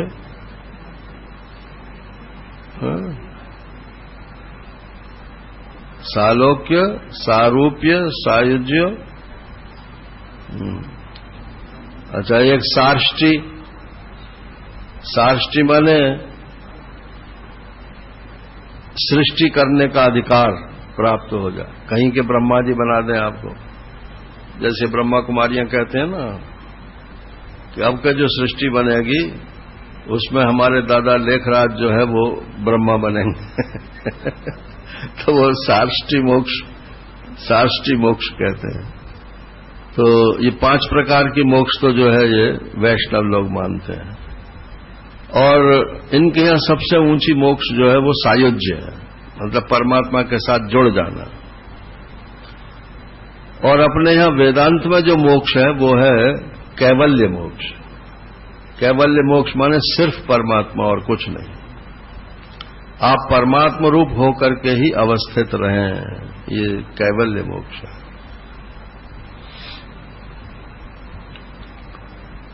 अच्छा, जैसे मान लो आपकी मोक्ष हो गई, थोड़ी देर के लिए मान लो कि हो गई, तो आप सिर्फ परमात्मा रूप होकर के रहेंगे, तो आपका मन, बुद्धि, चित्त, अहंकार, प्राण, इंद्रियां ये सब रहेंगी उस समय कि नहीं रहेंगी? तो नहीं रहेंगी ये, तो अब वो तो बड़ी भयानक स्थिति है कि कुछ भी नहीं रहेगा और मैं सिर्फ अकेला रहूंगा। कैवल्य माने अकेला। तो भाई यही आदत डालो वैसी, आप कितने घंटे अकेले रह सकते हो? नहीं रह सकते। आधा घंटा भी आप अकेले रहने में घबराहट होती है। तो ऐसा नियम बनाना चाहिए कि प्रतिदिन थोड़ा टाइम एकांत में बिताएं और उस समय सिर्फ यही चिंतन करें कि मैं कैवल्य रूप हूं। तो फिर आपको ये घबराहट नहीं होगी, तो विदेह मोक्ष आपकी हो जाएगी। तो कहते हैं कि एकात्मताम में स्पृहन्ति केचित्, जो मेरे असली भक्त हैं, सगुण वाले भक्त जो हैं, वो तो सायुज्य मोक्ष भी नहीं चाहते हैं। बोले अगर हम परमात्मा से एकम एक हो जाएंगे, परमात्मा हो जाएंगे नहीं, परमात्मा से एकम एक हो जाएंगे, एकात्मक मोक्ष, तो फिर हम सेवा कैसे करेंगे परमात्मा की? उनके गीत कैसे गाएंगे? उनकी स्तुति कैसे करेंगे? उनकी पूजा कैसे करेंगे? तो ठीक है, ये बात, ये महत्व बताने के लिए है कि भगवान की ये सेवा, पूजा, अर्चा, स्तुति, पाठ, ये सब जो है ये करो, लेकिन ये अंतिम वस्तु नहीं है, ये सिर्फ आपके कालक्षेप का साधन है।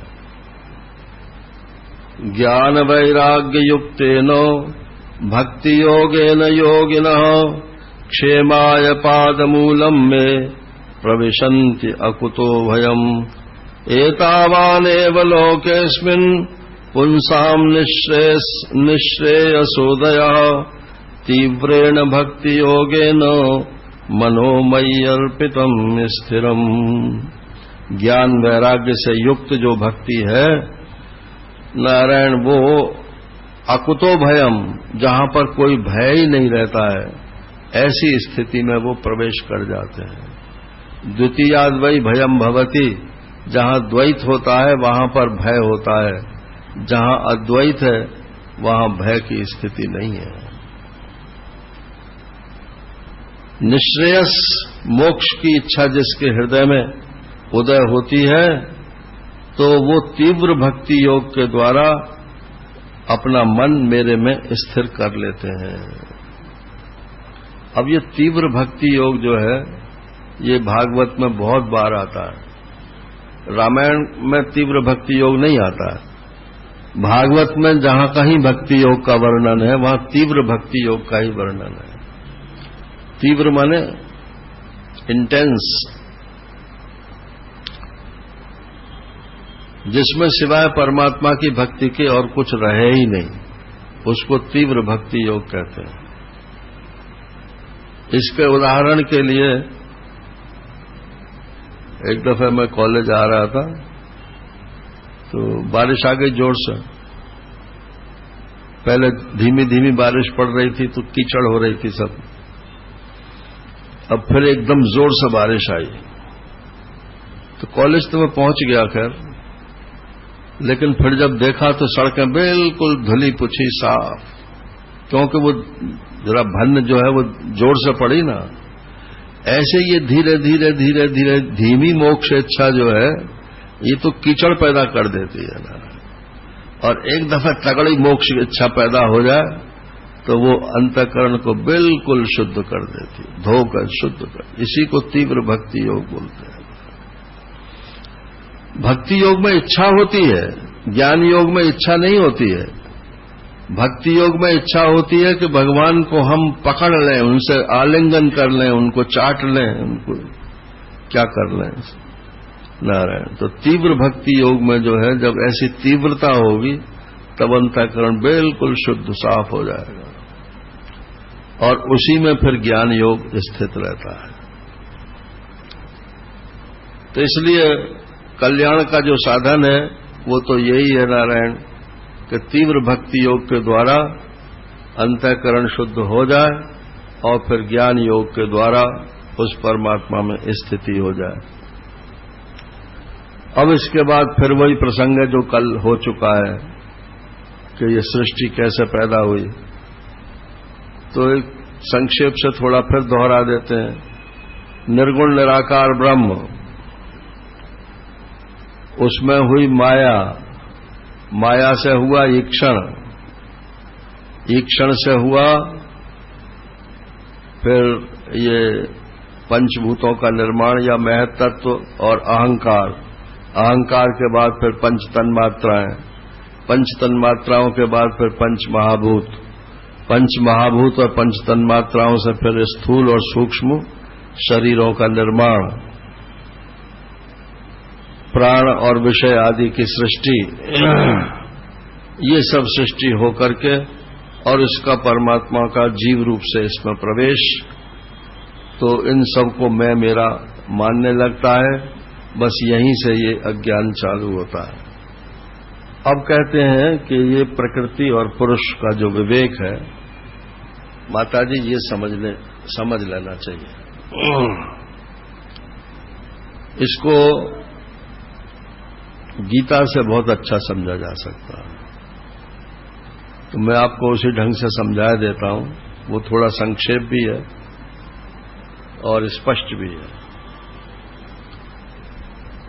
कार्यकरण कर्तृत्वे हेतो प्रकृतिरुच्यते, पुरुषः सुख दुःखानां भोक्तृत्वे हेतुरुच्यते।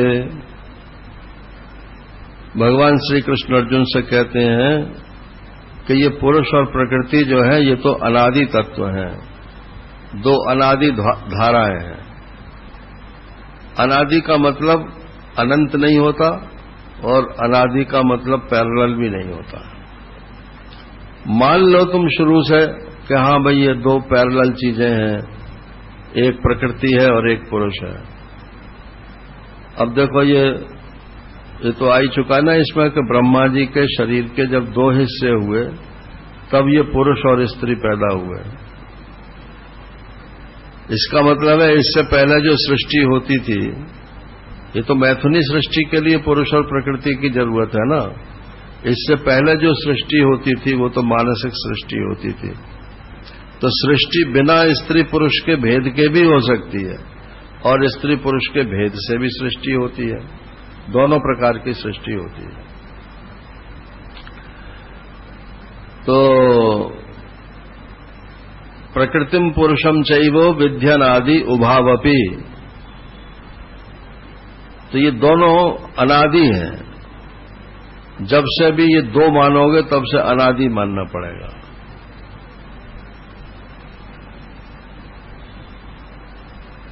प्रकृतिम पुरुषम चैव विद्यनादि उभावपि, और क्या है,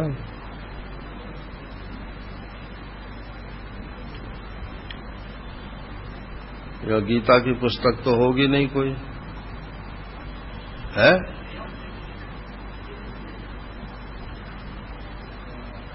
अरे होगी कोई ना कोई, रहने दो है। प्रकृतिम पुरुषम चैव विद्यनादि उभावपि विकारांश गुणांशैव विद्धि प्रकृति संभवान। तो ये प्रकृति और पुरुष ये दोनों हमेशा से हैं, इनको अनादि जानो। विकार जितने हैं और शक्ति जितनी है वो तो सब प्रकृति से उत्पन्न होती है। विकारांश और गुणांश चैव, ये तीन शक्तियां हैं, सत्वगुण, रजोगुण और तमोगुण की। तो ये तीनों शक्तियां और विकार, सुख दुख और मोह, ये इनके विकार हैं। ये सब के सब प्रकृति से उत्पन्न होते हैं। और कार्यकरण माने पुरुष के हिस्से नहीं है ये। और कार्यकरण कर्तृत्व हेतु प्रकृति रुच्यते।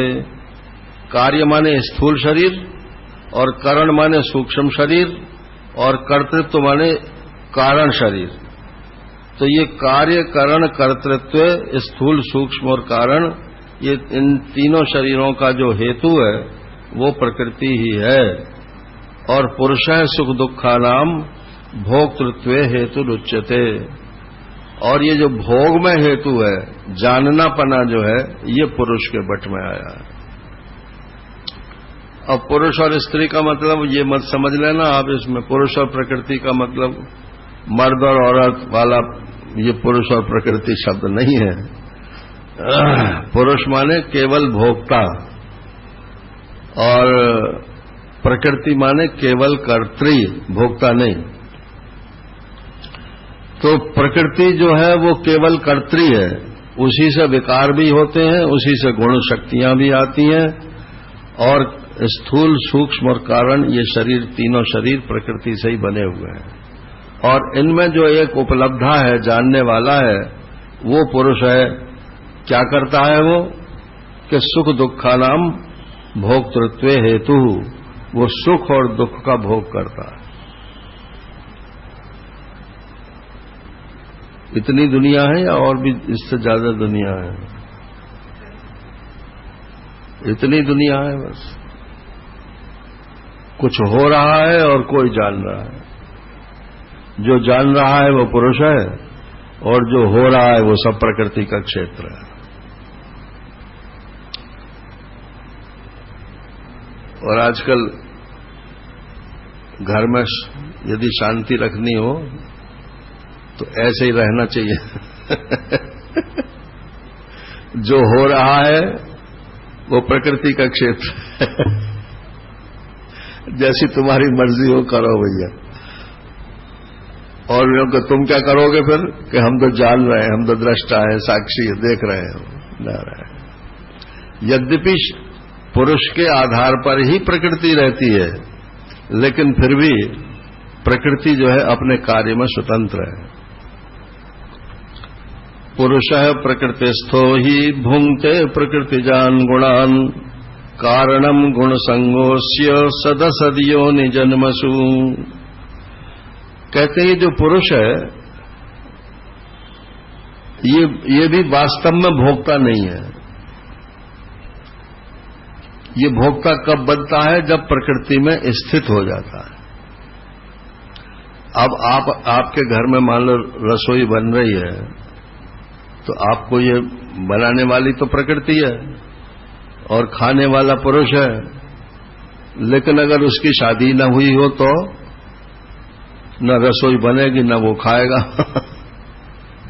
तो इसलिए कहते हैं कि पुरुष प्रकृतिस्थो ही। जब ये पुरुष प्रकृति में स्थित हो जाता है, माई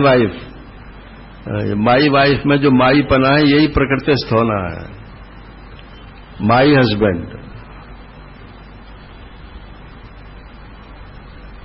तो यही इसमें स्थित होना है। और सिर्फ एक बात को लेकर के ये माई पना है और कुछ नहीं है, और बाकी तो सब अलग अलग है, सब खूब लड़ते हैं झगड़ते हैं। तो पुरुषा प्रकृतिस्थो ही भुंगते प्रकृति जान गुणान, किनका भोग भी किनका करता है कि प्रकृति के गुणों से उत्पन्न का भोग करता है। तो प्रकृति के गुण है 3, सत्वगुण, रजोगुण, तमोगुण। अब इनसे उत्पन्न क्या होता है कि सत्वगुण से सुख होता है, रजोगुण से दुख होता है, तमोगुण से मोह होता है। तो ये जो जानने वाला है या तो सुख का भोग करता है, या दुख का भोग करता है, या मोह का भोग करता है। बस इतना ही भोग है। आप रसगुल्ला नहीं खाते हो नारायण, भोग नहीं लगाते हो, आप रसगुल्ले खाने का जो सुख है उसका भोग करते हो। और किसी को डायबिटीज हो और उसके सामने खूब बढ़िया रसगुल्ले रख दो तो वो खा तो भले ही ले, लेकिन खाते खाते वो बस वो दुखी होता रहेगा, अरे मेरी शुगर बढ़ जाएगी, मेरी शुगर बढ़ जाएगी। नारायण, तो ये भोग किसका करता है? वस्तु का। वस्तु का भोग नहीं करता है। प्रकृति के जो गुण हैं, सत्वगुण, रजोगुण, तमोगुण, उनके जो विकार हैं, सुख दुख और मोह कार्य हैं, उनका भोग करता है। और कारणम गुण संगोष्य सदसदियों निजन्मसु, और फिर जब इन सुख दुख और मोह में आसक्ति हो जाती है, बस यही अगले जन्मों का कारण बन जाता है। इतना ही है अध्यात्म शास्त्र। अब इसकी उल्टी बात समझ लो कि उपद्रष्टा अनुमंता च भर्ता भोक्ता महेश्वरः परमात्मेति चाप्युक्तो देहेस्मिन् पुरुषः परः। अब इसमें यह सोचो कि मैं भोक्ता नहीं हूं, मैं तो उपद्रष्टा हूं, माने साक्षी हूं, और मैं अनुमंता हूं। आप किसी को नो मत कहो, जो आपके सामने आ जाए उसको देख लो। बाजार से गुजरा हूं, खरीदार नहीं हूं।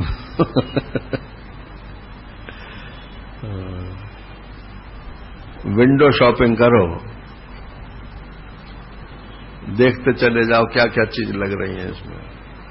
बोले भाई साहब क्या चाहिए आपको? बोले चाहिए कुछ नहीं। तो ये संसार में जितने विषय हैं, इनमें जब हम चाहिए है, हमको चाहिए है, तब तो ये अगले जन्मों का हेतु बनता है। और देखते जाओ और ले मत, तो कुछ नहीं है, कोई बंधन नहीं है। कारणम गुण संगोष्य, गुण की में जो आसक्ति हो जाती है, यही कारण है सत और असत योनियों में जन्म का। तो आप तो उपद्रष्टा हो और अनुमंता हो, जो सामने आ जाए उसी को यस सर बोल दो, यस सर।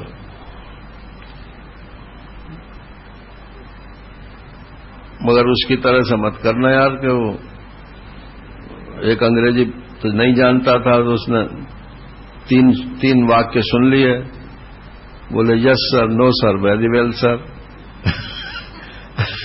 अब पकड़ा गया वो, तो बोले कि तुमने बिना टिकट यात्रा की? कि यस सर। कि तुमने को मालूम नहीं था कि मैंने ये अपराध किया? कि नो सर। कि तुमको जेल जाना पड़ेगा? कि वेरी वेल सर।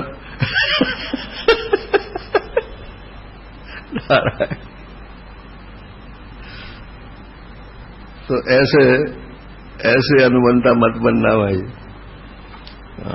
अपने ऊपर कुछ मत लगाओ, हमें कुछ भोग चाहिए ही नहीं, और थोड़ा ज्ञान और थोड़ा अज्ञान ऐसा भी नहीं, पूर्ण अज्ञानी बन के रहो, उसका भी तो मजा देखना चाहिए। ये अवधूत के लिए ऐसा लिखा है कि यद्यपि वो खूब विद्वान हो, लेकिन अपने को ऐसा ही दिखावे जैसे कि मैं कुछ नहीं जानता। क्योंकि अगर पुजाई होने लगी तो फिर और आगे भी तो काम चलेगा ना।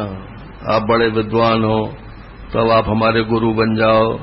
नारायण, अब गुरु बन गए तो बोले अब हर साल आप यहीं पर दर्शन दो। और फिर एक बात थोड़ा ये फोन पे फोन अटेंड करो, और नहीं है तो नारायण खुद भी खरीदो।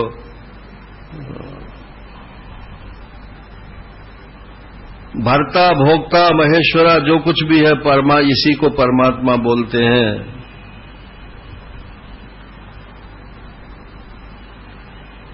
य एवं वेत्ति पुरुषम प्रकृतिम च गुणैः सह सर्वथा वर्तमानोपि न स भूयोऽभिजायते। जो इस प्रकार से पुरुष और प्रकृति का विवेक समझता है, वो फिर किसी भी प्रकार से बरतता हुआ उसका पुनर्जन्म नहीं होता। यही बात इन्होंने समझाई कपिल जी ने माता जी को। माता जी प्रकृति प्रकृति है, पुरुष पुरुष है।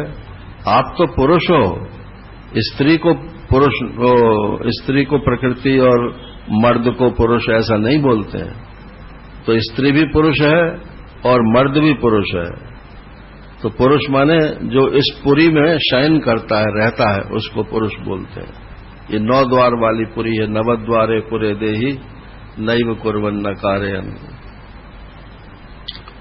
अच्छी बात है। अब ये प्रसंग तो अभी इसमें 5-6 अध्याय और हैं, तो शाम को पूरा हो जाएगा। और शाम को ही ध्रुव चरित्र भी आएगा। हरि ओम पूर्णमदः पूर्णमिदं पूर्णात् पूर्णमुदच्यते पूर्णस्य पूर्णमादाय पूर्णमेवावशिष्यते। ओम शांति शांति शांति। हरि ओम। श्री गुरुभ्यो नमः। हरि ओम।